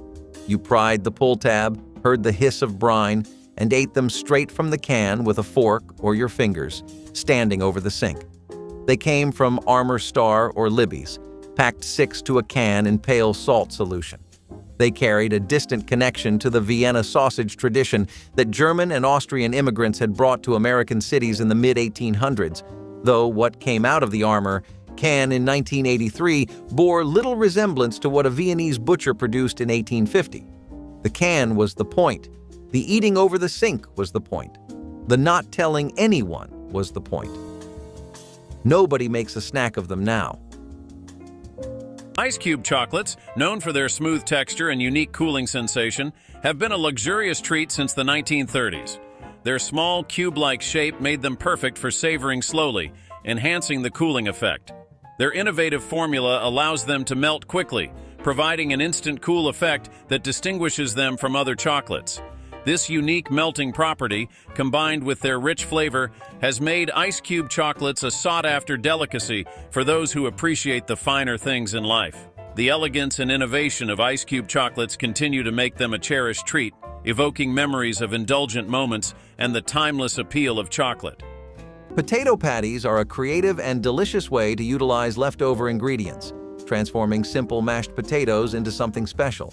Mixed with eggs and a little flour to help bind them, seasoned with salt, pepper, and often additional flavors like finely chopped onions or herbs, these patties are then shaped into rounds. The next step involves pan-frying them in a little oil until each side turns golden brown and crispy, creating a delightful contrast to the soft interior. Each batch can be made efficiently, serving many students without requiring extensive cooking time. They can be featured as a vegetarian entree or a side dish, complemented by various dips and sauces that enhance their flavor. This versatility makes them an invaluable addition to the school menu. Cucumber sandwiches were delicate little reminders that even the school lunch table had room for refinement. Slices of cucumber, thin, chilled, often peeled, rested on buttered bread, sometimes layered with cream cheese or a dash of dill. The bread was soft, sometimes crustless, sometimes rye. It was like a tea party had wandered into the cafeteria. Cucumber sandwiches were quiet, crisp and cooling, refreshing in a world of meat and mustard. They did not make a mess. They did not leave a smell. But they stood out, precisely because they did not try to. These sandwiches were usually packed by someone who believed in manners, napkins, and balance. They were for the kid with the neat lunchbox, the thermos that never leaked, and the sandwiches that never squished. But they were not boring. Today, they are mostly seen at brunches or fancy luncheons. But back then, they were a gentle rebellion against the chaos of the cafeteria tray. Caramels were the buttery squares that stuck to teeth in the most satisfying way, each piece a study in perfectly cooked sugar and cream. Mothers would combine sugar, corn syrup, butter, and cream in heavy pots, stirring constantly as the mixture darkened from pale gold to rich amber. The temperature had to reach exactly the firm ball stage. Too soft, and the caramels wouldn't hold their shape. Too hard, and they'd crack teeth. Poured into buttered pans and cooled, the caramel was cut into squares and wrapped individually in waxed paper twisted at both ends. The texture was dense yet yielding, requiring serious chewing that released waves of buttery, slightly burnt sugar flavor. Some mothers added vanilla, others a pinch of sea salt before salted caramel became trendy. Children would unwrap piece after piece, the waxy paper accumulating in pockets and between couch cushions. Homemade caramels represented patience and precision, candies that couldn't be rushed but rewarded every minute of careful attention. Sugar cookies, cut into Christmas shapes, became the holiday tradition that stretched a few cups of flour and sugar into dozens of edible decorations. Grandmothers rolled dough thin to make supplies last longer, then pressed cookie cutters into stars, bells, trees, and angels that children decorated with whatever was available. Sometimes colored sugar, sometimes just a fork's tine pattern pressed into the surface. The cookies were sturdy enough to hang on tree branches with ribbon loops, transforming the Christmas tree into an edible wonderland that children could raid throughout the season. Baking Day became a community event, with neighbors sharing cutters and ovens when fuel was expensive. Each family had their secret for making cookies tender, despite using less butter than fancy recipes required. Some added a splash of vinegar, others a spoonful of sour cream saved from the week's cooking. Number 23. King Vitamin Cereal. Quaker Oats made this one with a cartoon king on the box who looked like he had been drawn during a lunch break. The cereal was oat-based with a light sweetness, and the selling point was the name, vitamins. Your mother bought it because the word was right there on the front. You ate it because it was in the cabinet and the good stuff was gone. King Vitamin was never the cereal you asked for. It was the cereal that showed up when everything else was sold out. It hung on longer than most, appearing on regional shelves well into the 1990s, but the golden years were the 1970s when every grocery store stocked it, and no child was excited about it. Number 17. Sorghum Taffy. In the early 1960s, sorghum syrup was still the primary sweetener in many mountain homes. Refined white sugar was expensive. Sorghum was not. Families grew their own cane, pressed it in a horse-drawn mill, and cooked the juice down into a dark, thick syrup. When there was extra sorghum, the women made taffy. They boiled the syrup with a splash of vinegar until it reached the hard crack stage, poured it onto a buttered platter, and waited until it was cool enough to handle. Then the pulling started. Two people would stretch and fold the candy between them until it turned from dark brown to pale golden and went stiff. They snapped it into pieces and wrapped each one in wax paper. In the mountains of eastern Tennessee, communities held taffy pulling parties in the fall. Young men and women paired off to pull the candy together. It was one of the few socially acceptable ways for unmarried people to hold hands. The taffy was the excuse. The company was the point. Number 11. Kool-Aid powder eaten dry. Tear the corner off the packet. Pour a little of the colored powder into the palm. Lick it. This was not something any mother suggested. It was a child's invention, discovered when the water ran out or the weather was too cold to mix a pitcher or there was simply no patience for waiting. Children across the rural Midwest and the suburban South did this with Kool-Aid throughout the 1960s. A single packet cost a nickel. 5 cents for a full afternoon of tongue-staining, eye-watering, intensely sour and sweet powder eaten straight from the paper, mixed with a little sugar from the other palm if prepared. Eaten plain if not. Cherry was the most popular. Grape was the most intense. The whole ritual turned lips red or purple or green depending on the flavor. Not one adult in your life would have endorsed this snack. That was exactly why children loved it.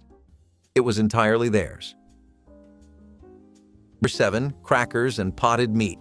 A small can of potted meat spread on saltine crackers. The can cost 29 cents in 1978. It contained enough paste to cover 8 or 10 crackers, which was a full snack for most people. The meat was already cooked, already seasoned, already shelf-stable. You peeled back the lid, spread it with a butter knife, and ate. No refrigeration needed until the can was opened. No cooking at any point. Potted meat was the food of truck drivers, hunters, and seniors who had stopped pretending that food needed to look good to be good enough. The flavor was salty, faintly smoky, and dense with protein.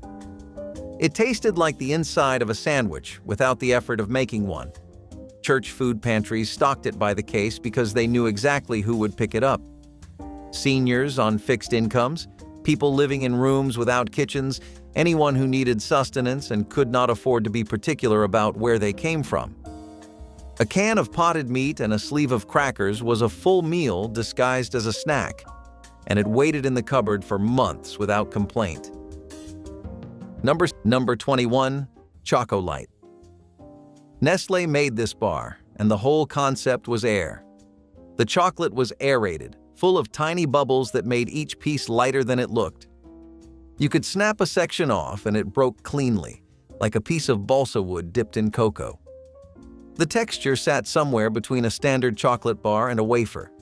People who tried it either loved the lightness or felt cheated by the missing density. Nestle positioned it as the choice for people who wanted chocolate without the heaviness.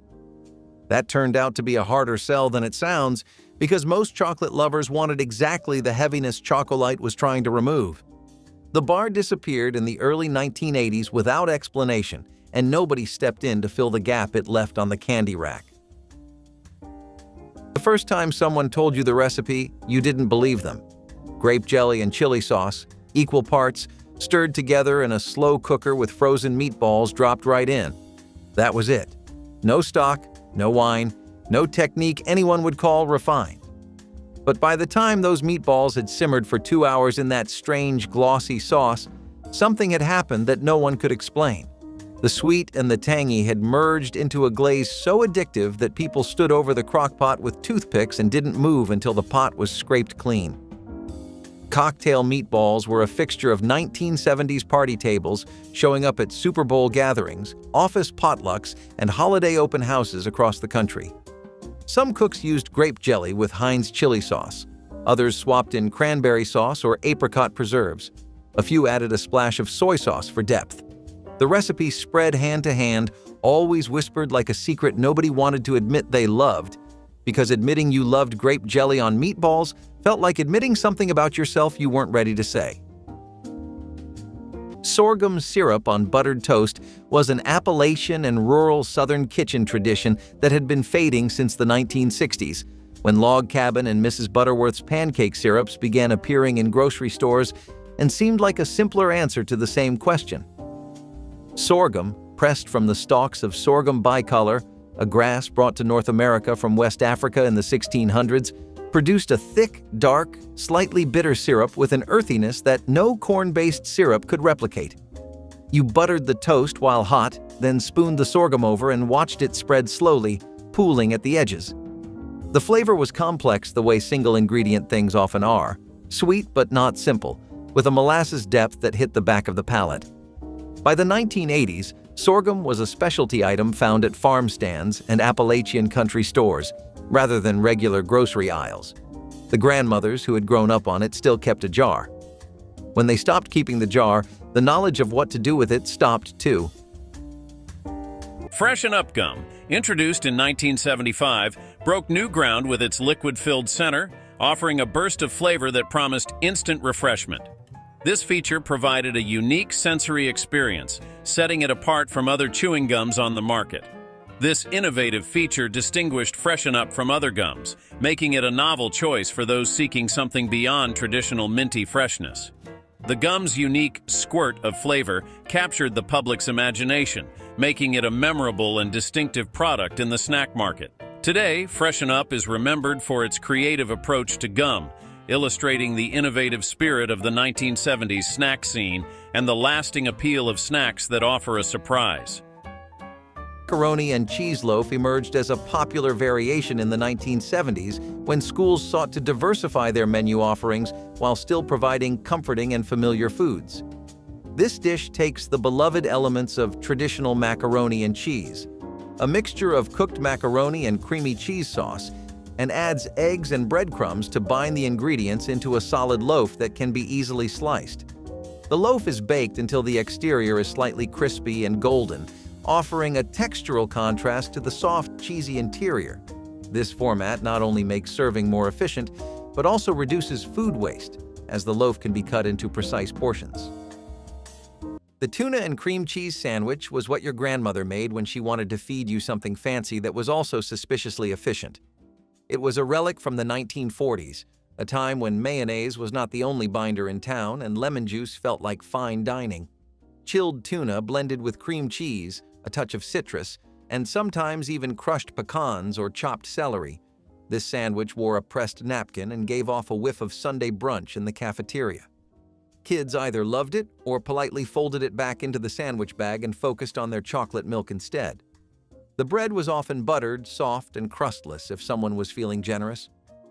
What made this sandwich stick in the mind was its smoothness, its unexpected tang, and how it seemed to signal that whoever packed your lunch had a plan. This was not a slapdash peanut butter job. This was intentional. Over time, tuna salad took the spotlight and cream cheese retreated to bagels and frosting.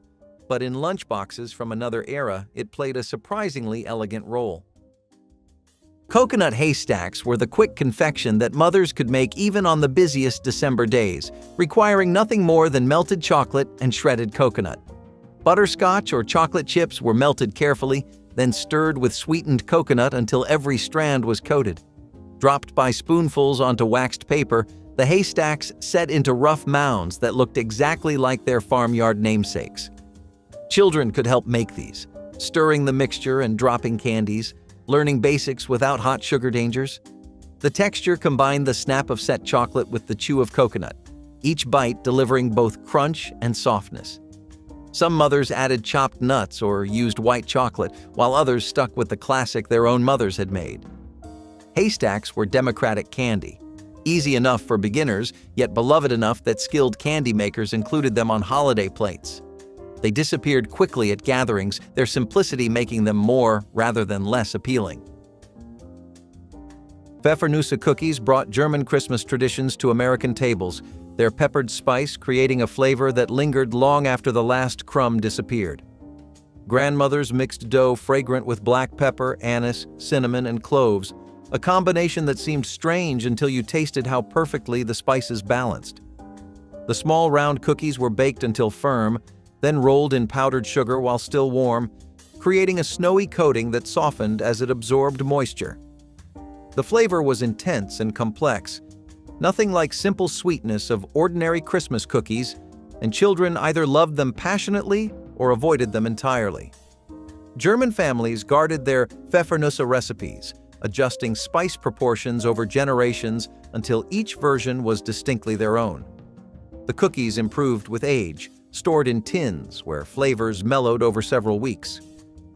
Pfeffernusse represented the way immigrant communities kept traditions alive through food, carrying the old country into new American homes. Number 16. Buckwheat cereal. General Mills made a buckwheat-based cereal with maple flavoring and sold it alongside the big names through most of the 1970s. The taste was darker and earthier than the sugar bombs on either side of it on the shelf. Your grandfather probably liked it better than you did. You ate it when the kaboom ran out and there was nothing else in the cabinet. It turned the milk a muddy brown, which was either interesting or off-putting depending on your age. Buckwheats never had a flashy mascot or a toy inside. It had flavor, and in the 1970s, cereal market, flavor without a cartoon was a hard sell. General Mills pulled it and nobody organized a rally. Number 21. Fried apple pies. In the hollows of southern Appalachia, women dried apples on racks in the late summer sun, spreading the slices across old window screens propped up on sawhorses. Those dried apples went into a jar and lasted through the winter. When someone wanted a snack, a woman would soak a handful in water until they softened, cook them down with sugar and cinnamon, then fold the filling into circles of biscuit dough and fry them in a skillet of hot lard. The edges went golden and crisp. The filling turned soft and sweet and warm. Some families called them half-moon pies because of the shape. In Letcher County, Kentucky, a woman named Hazel Caudle was known to make 3 dozen on a Saturday morning and sell them for $0.10 apiece at the back door. They were gone before noon. Number 14. Molasses on biscuits. A biscuit split in half, a pour of sorghum molasses into the open face of the bread, folded and eaten over the sink because it dripped. In the southern mountains, sorghum was sometimes called the poor people's sweetener, and that was accurate. A family in Harlan County, Kentucky could produce their own sorghum from a small plot of cane, and a quart jar of thick, dark syrup was worth more than most store-bought sweets. The molasses soaked into the soft biscuit quickly and had to be eaten fast before it ran. If you grew up in those mountains, you ate these before school and again when you came home in the afternoon. The biscuit cost almost nothing if a family used their own flour and lard. The sorghum was often bartered, grown locally, or carried from the general store for about 15 cents a quart in 1963. That was your whole season of cold afternoons. 9. Toast with bacon grease and salt. After breakfast, the bacon grease went into a jar next to the stove. That jar was the seasoning rack for the entire kitchen. When a senior wanted a snack, a slice of bread went into the toaster, and a spoonful of warm bacon grease was spread across the top. A pinch of salt. That was the whole thing. The grease tasted like bacon without the bacon. It was rich, smoky, and satisfying in a way that plain butter could not match. In Appalachian households from the 1930s through the 1980s, the bacon grease jar was treated like a household treasure. You did not throw it away. You did not waste it. Every drop was used because every drop carried flavor that cost nothing extra. For a senior with no teeth, this was one of the easiest snacks to eat. The grease softened the bread. The salt gave it bite. The whole thing dissolved without effort. A retired coal miner's wife in Logan, West Virginia, said she had been eating toast with drippings since before she could read. She was 83 when she told that story. The bread had changed brands a dozen times. The jar had not changed once. Number 8. Number 10. Hostess Chocodiles. Take a Twinkie and coat it in chocolate. That is the short version. The longer version is that Hostess produced these almost exclusively for the West Coast, and if you lived east of the Rockies, you either had never heard of them or had heard about them from a cousin in California and spent years building them into legend. The chocolate coating was thin and cracked when you bit through it, revealing the same sponge cake and cream inside, except the chocolate changed everything. Distribution was always limited. The Chocodile came and went in regional waves, always available somewhere and never everywhere. By the time Hostess collapsed, the Chocodile was already a ghost. If Rumaki proved you weren't afraid of anything, clam dip proved you didn't need to try that hard. A can of minced clams drained and folded into softened cream cheese with lemon juice, Worcestershire, and garlic powder. That was the whole thing. And in the 60s and 70s, it showed up at nearly every gathering along the eastern seaboard. The dip had roots in New England, where canned clams were cheap and cream cheese held anything together. Some used sour cream instead. A few coastal cooks stirred and prepared horseradish for bite. You served it cold with Triscuits, and it was always the first thing gone. Manufacturers sold pre-made clam dip in aluminum containers through the 70s, but by the 90s, salsa had taken its place entirely. The tins vanished from dairy cases, and the homemade version went with them. One more cold dip from an era when cream cheese and a can of something could make you the most popular person at the party. Eating cereal dry was not a snack you invented. It was something you discovered, usually by accident, when you opened the box intending to pour it and then just didn't bother with the milk. Lucky Charms, Cap'n Crunch, Cocoa Puffs, whatever was in the cabinet, eaten by the handful straight from the bowl. The marshmallows in Lucky Charms were better dry. Everyone who grew up in the 1980s knew this, and nobody said it out loud because it seemed too obvious to mention. You picked out the marshmallows first, ate them separately, then finished the grain pieces as a kind of bland dessert. Cap'n Crunch was the dangerous one. The squares cut the roof of your mouth if you let them sit too long on your tongue. You developed strategies. Nobody taught you. By the early 1990s, cereal companies had begun marketing certain varieties explicitly as dry snacks, which meant the private discovery had become a product strategy. In the 1970s, Figurines diet bars were at the forefront of the health and fitness trend, offering a snack option that didn't compromise on taste. Their slim profile and diet-friendly branding catered to a growing awareness of health and nutrition. These bars provided a guilt-free way to indulge in flavors like chocolate, vanilla, and peanut butter, appealing to those conscious of their dietary choices. Figurines stood out for their focus on calorie control and convenience, marking a significant moment in the evolution of diet snacks. Today, they are remembered for their role in shaping a more health-conscious approach to snacking, blending the desire for indulgence with the need for balance. Bread pudding offers a creative solution for utilizing leftover bread in school cafeterias, turning potential waste into a delectable dessert. This dish is typically prepared by cubing stale bread and soaking it in a mixture made from milk, eggs, sugar, and vanilla, which infuses it with rich flavors and a soft texture. Often, additions like raisins or cinnamon are mixed in to enhance the taste and appeal of the pudding. Bread pudding is then baked until the top layer caramelizes into a golden crust, contrasting beautifully with the creamy custard-like interior. This dessert is particularly popular in schools due to its economical benefits and the comfort it provides to students.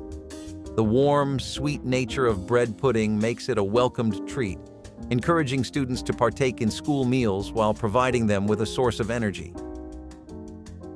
Chicken salad sandwiches were the quiet heroes of the lunchroom, the kind of sandwich that looked unassuming but delivered comfort in every bite. They started with leftover chicken, chopped fine or shredded, then folded into mayonnaise with bits of celery, sometimes a hint of onion, maybe a touch of mustard or dill. It all depended on who made it. Every family had their version. Some were creamy, some were chunky, some were elegant enough for tea parties and school lunch alike. Slapped between slices of white wheat or a buttered roll, chicken salad was never flashy, but it never disappointed. It felt like home, like Sundays turned into Mondays. It was cold, clean, and quietly satisfying. Kids who got a chicken salad sandwich in their lunchbox were either praised or pitied, depending on who you asked, but they always remembered it. Today, chicken salad has migrated to cafe menus and plastic deli containers, far from its humble homemade origins.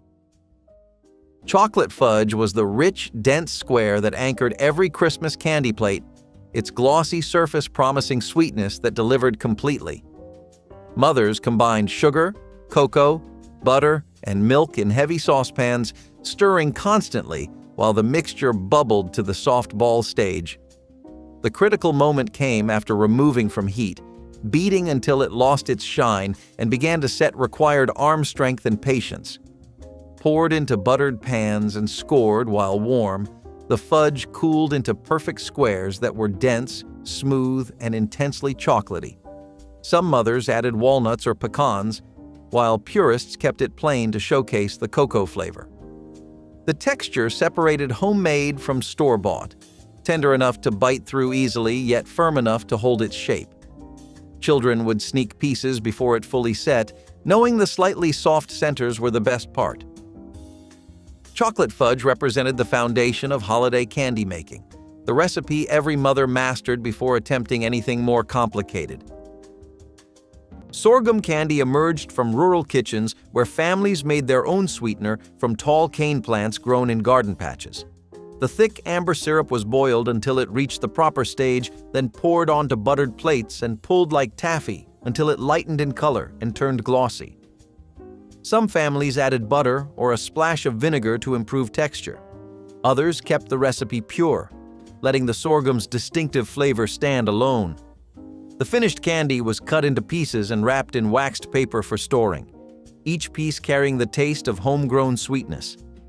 Making sorghum candy connected Christmas to the agricultural year, the summer's planting, and fall's pressing, all leading to winter's celebration.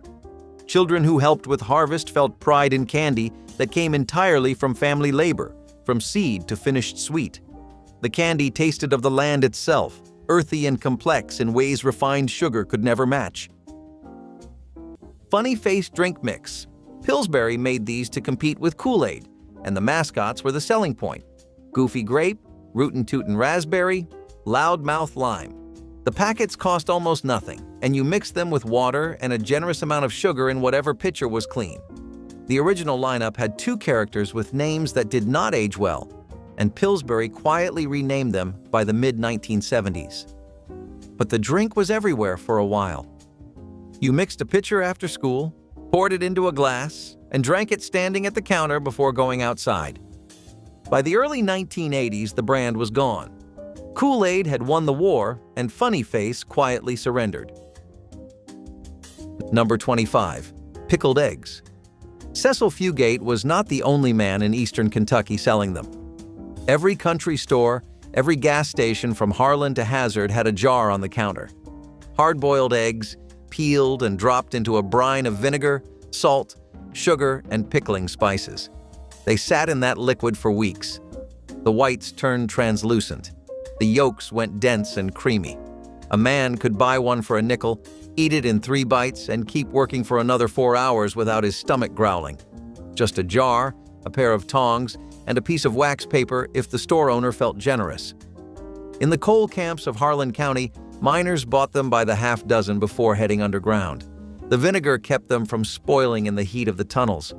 Your grandfather probably ate 100 of them and never once called it a snack. He called it getting by. Number 18. Peanut butter on saltines. A jar of peanut butter. A sleeve of saltines. A knife or the back of a spoon. In 1965, a jar of Skippy peanut butter cost 79 cents. A box of saltines cost 23 cents. Together, they provided a week's worth of after-school snacks for under $1, which made them the reliable default in households from rural Ohio to the farms of western Kansas. The cracker had to be firm enough to hold the peanut butter without snapping, and if 3 saltines were stacked, they could be carried in one hand without losing any. If you grew up eating these, you probably still make them today without ever thinking to call it anything but a snack. No plate needed, no preparation beyond opening 2 packages, a box of crackers on the table, and a jar of peanut butter beside it. That was your whole afternoon after school. 12. Buttered saltines with sugar. Take a cracker, spread butter on it, sprinkle sugar on top. That was a cookie in a household that could not afford cookies. Children ate them after school. Grandmothers ate them after dinner. Seniors living alone ate them whenever the craving for something sweet appeared, and the energy to bake did not. A sleeve of saltines, a stick of butter, and a cup of sugar produced dozens of these tiny treats. The butter made the sugar stick. The salt in the cracker made the sugar taste sweeter. The whole thing dissolved on the tongue in 3 bites. No plate needed, no fork, no cleanup. You could eat it standing at the counter or sitting in the living room without leaving a single crumb on the carpet. For a person who had stopped caring about meals but still wanted something sweet, this was the smallest possible indulgence, and it cost almost nothing. Number 7. Munchos. Frito-Lay introduced these in 1971, and they were the opposite of a regular potato chip. Paper-thin, curved, and so light that a single chip practically floated off your fingertip before you got it to your mouth. They dissolved the moment they hit your tongue, which was both strange and impossible to stop. You never felt full because nothing seemed to land. The can was tall and narrow, and you could reach the bottom in one sitting without noticing how much you had eaten. Munchos still turn up in some stores, but they sit at the quiet end of the chip aisle where nothing gets restocked in any hurry. Most people under 40 have never heard the name, and the people over 60 who remember them just nod when you bring it up. She melted the butter first, always a full stick in the biggest pot, low heat, never rushing it. Then the marshmallows went in, a whole bag stirred slow until everything turned smooth and white, and the kitchen smelled like warm sugar. Rice Krispies treats had lived on the back of the Kellogg's box since 1940, but through the 70s they were still made from scratch in nearly every kitchen with children. 6 cups of cereal folded in, then pressed into a buttered pan with greased hands. The trick was pressure. Too hard and they turned to bricks. Not enough and they crumbled when you cut them. The ones that were perfect, crisp edges, soft and sticky center, came from hands that had done it 100 times without thinking. They showed up at bake sales for a quarter, in lunchboxes wrapped in wax paper, on counters cooling under a dish towel. You can buy them in plastic wrappers now. They taste like nothing anyone remembers. Underwood deviled ham, spread on Ritz crackers, was a snack that required nothing more than a can opener and a box of crackers. No stove, no mess, no permission needed. The red devil on the Underwood can was a logo that American kitchens had known since the 1860s. Underwood holds the distinction of being the oldest surviving trademarked food brand in the United States, with its trademark registered in 1868. The deviled ham was finely ground smoked ham mixed with mustard and spices, with a heat that built slowly after the first cracker. On Ritz crackers, introduced by Nabisco in 1934, the buttery cracker and the spiced meat created something that tasted like it should cost more than it did. By the 1980s, the Red Devil can had been in American pantries for over a century. A generation later, it had nearly vanished from them. Since their grand debut in 1930, Twinkies have danced their way into the hearts of Americans, becoming a beloved snack legend. Their ability to adapt to ingredient shortages during wartime highlighted the brand's resilience and ingenuity. Originally filled with banana cream, a wartime banana shortage necessitated a switch to vanilla cream, a change that contributed to the snack's iconic status. Twinkies became known for their longevity and adaptability, surviving changes in consumer preferences and even a brief discontinuation in 2012. Today, they remain a beloved treat, embodying the comfort and nostalgia of American snack food with their golden sponge cake and creamy filling, continuing to delight generations of snackers. Peanut butter and jelly bars take the quintessential American sandwich and transform it into a dessert format that is both nostalgic and delicious. This treat is prepared by layering a base of crumbly, buttery dough in a baking dish, spreading a generous amount of peanut butter and then jelly over the base, and topping it with more of the crumbly dough. The bars are then baked until the topping is lightly browned, resulting in a dessert that is rich in flavor and has a satisfying texture contrast between the soft filling and the crunchy topping.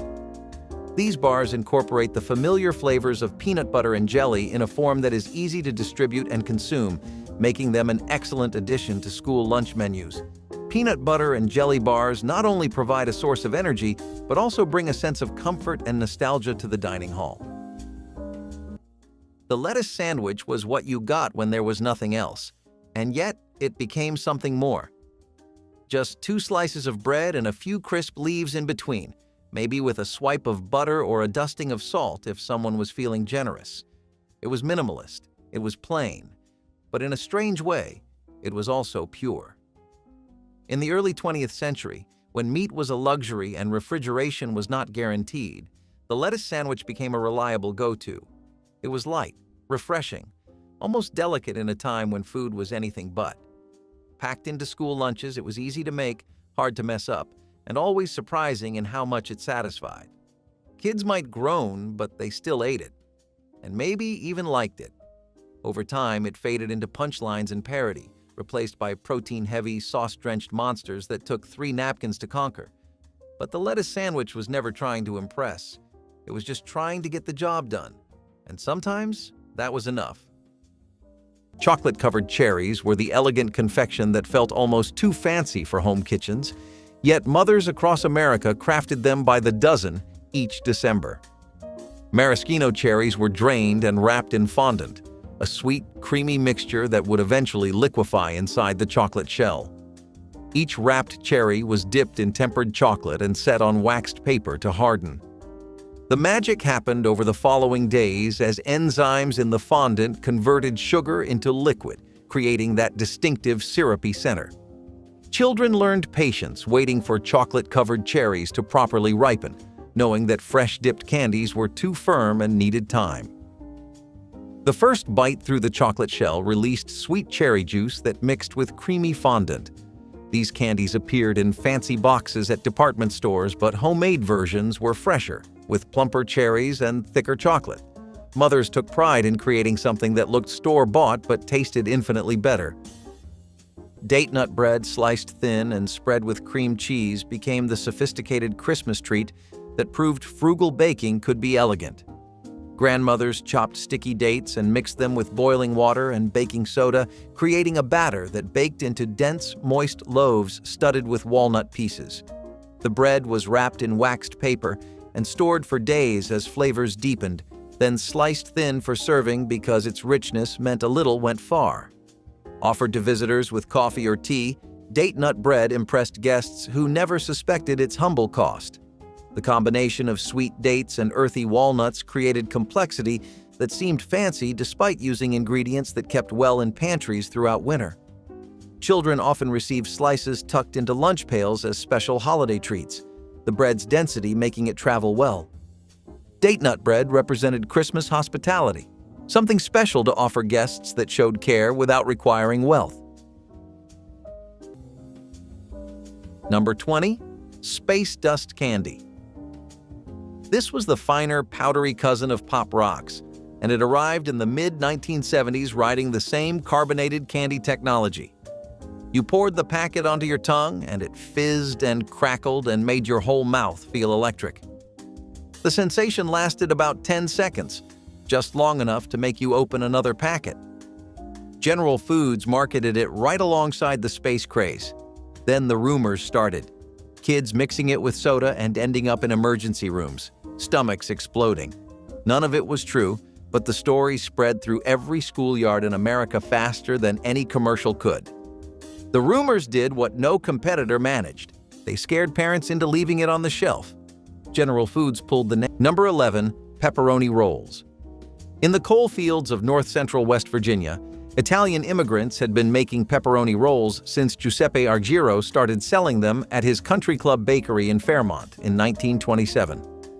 By the early 1960s, they were the unofficial lunch of every coal miner in Marion, Harrison, and Monongalia counties. A piece of bread dough, wrapped around a stick of pepperoni, baked until the crust went golden and the pepperoni fat melted into the bread. They did not need refrigeration.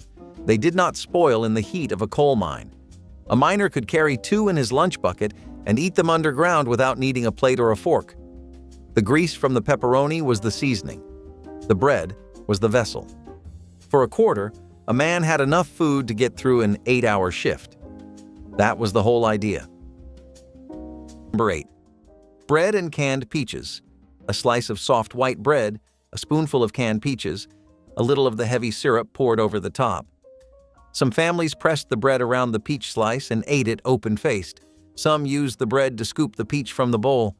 If your family kept pantry shelves stocked with home-canned peaches from summer, this was the fall and winter snack that came directly from the cellar shelf. A man in southern Illinois recalled that his father ate canned peaches and bread as his daily after-supper snack for 40 years running. Del Monte canned peaches sold for 25 cents a can in 1965. Home canned were free. Either way, the peach syrup soaked into the bread and turned it into something sweet and soft that simple bread alone was not. Children drank the leftover syrup from the bottom of the bowl when the bread was gone. If you grew up eating this, you know the syrup was always the point. Number 1. Bread and drippings. After any meal that produced fat, the drippings went into a jar or a bowl. Roast beef drippings, chicken drippings, bacon grease if nothing else was available. A slice of bread spread with those drippings and seasoned with salt was the snack that fed more poor people across more decades than anything else on this list. In the 1930s and 1940s, bread and drippings was an everyday occurrence in households that could not afford butter. The drippings carried the flavor of whatever meat had produced them, which meant every serving tasted slightly different. Beef drippings were rich and savory. Chicken drippings were lighter and golden. Pork drippings were smoky and dense. For a senior living alone, the jar of drippings next to the stove was a flavoring agent, a fat source, and a connection to every meal that had come before it. Every time you spread those drippings on bread, you were tasting the memory of a meal you had already eaten, and that memory made the bread taste like more than bread. These were not snacks anyone bragged about. These were snacks that kept people alive when the grocery money ran thin and the body ran tired and the kitchen felt too big for one person. They were invented by necessity and preserved by habit and forgotten by everyone except the people who needed them. Since the swinging 60s, Hostess fruit pies have been pocket-sized parcels of joy, bursting with fruity goodness. Their handheld design made them a convenient option for on-the-go snacking without sacrificing flavor. These pies became the quintessential treat for those on the move, marrying convenience with the classic flavors of home-baked desserts. The addition of comic book advertisements further cemented their place in popular culture, making them a nostalgic treat for many. Despite changes in the snack food landscape, Hostess fruit pies remain popular, continuing to offer a sweet slice of nostalgia. Fried chicken patties were introduced to American schools in the 1980s and quickly became a favorite due to their similarity to popular fast food. These patties are made from ground chicken mixed with spices, then breaded with flour and breadcrumbs to create a crispy outer layer. The frying process transforms these prepared patties into golden, crunchy delights with a juicy interior, typically served as sandwiches or with sides like fries. The method of preparing these patties is well suited to the high-volume requirements of school cafeterias, involving simple steps that can be executed quickly: mixing, forming, breading, and frying. This efficiency ensures that delicious hot meals can be served promptly, reducing wait times and maximizing student satisfaction during lunch breaks. The cheese and pickle sandwich was for the kids who liked things sharp and sour, a little strange, and completely satisfying. A thick slice of cheddar, sometimes aged, layered with sweet pickles or tangy dill slices pressed between slices of sandwich bread, often white, occasionally wheat. It was a flavor bomb. Salty cheese met vinegary crunch, and somehow the combination made more sense than you would think. This was not a loud sandwich. It did not leak or crumble or stain your lunch bag. It sat there quietly, confident in its simplicity. You either craved it or could not stand it.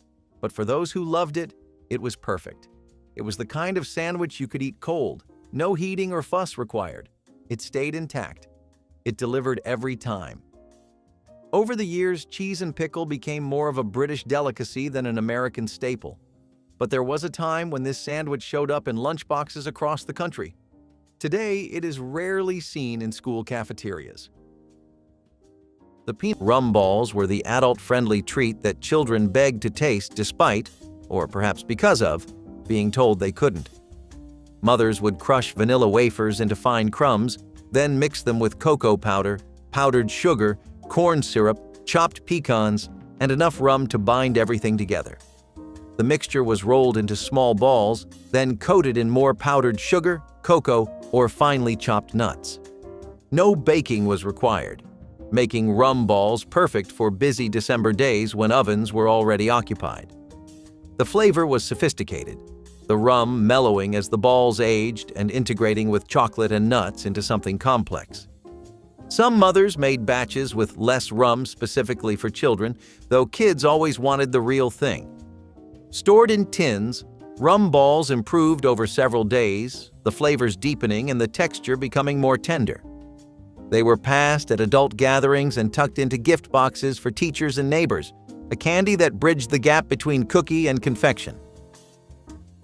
Snickerdoodles rolled in cinnamon sugar became the Christmas cookie that children requested year after year, their crackled tops and soft centers impossible to resist. Grandmothers creamed butter and sugar together until fluffy, then added eggs and vanilla before folding in flour leavened with cream of tartar that gave Snickerdoodles their distinctive tang. The dough was rolled into balls, then pressed into bowls of cinnamon sugar that coated each cookie with spiced sweetness. As they baked, the cookies puffed up then settled, creating signature crackled surfaces dusted with cinnamon. The texture was perfect, crisp edges giving way to soft, almost chewy centers that melted on the tongue. Snickerdoodles required no fancy decorating, no special cutters, no expensive ingredients, yet they disappeared faster than any other cookie on the Christmas plate. The recipe was forgiving enough for children to help with and reliable enough that even inexperienced bakers could produce perfect results every single time.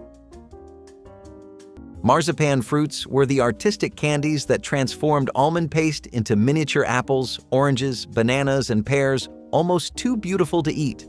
Mothers kneaded almond paste with powdered sugar until smooth, then divided it into portions and tinted each with food coloring. Small pieces were shaped by hand into fruit forms, with toothpicks creating texture and cloves serving as stems. The finished fruits were sometimes brushed with egg white for shine or dusted with colored sugar for sparkle.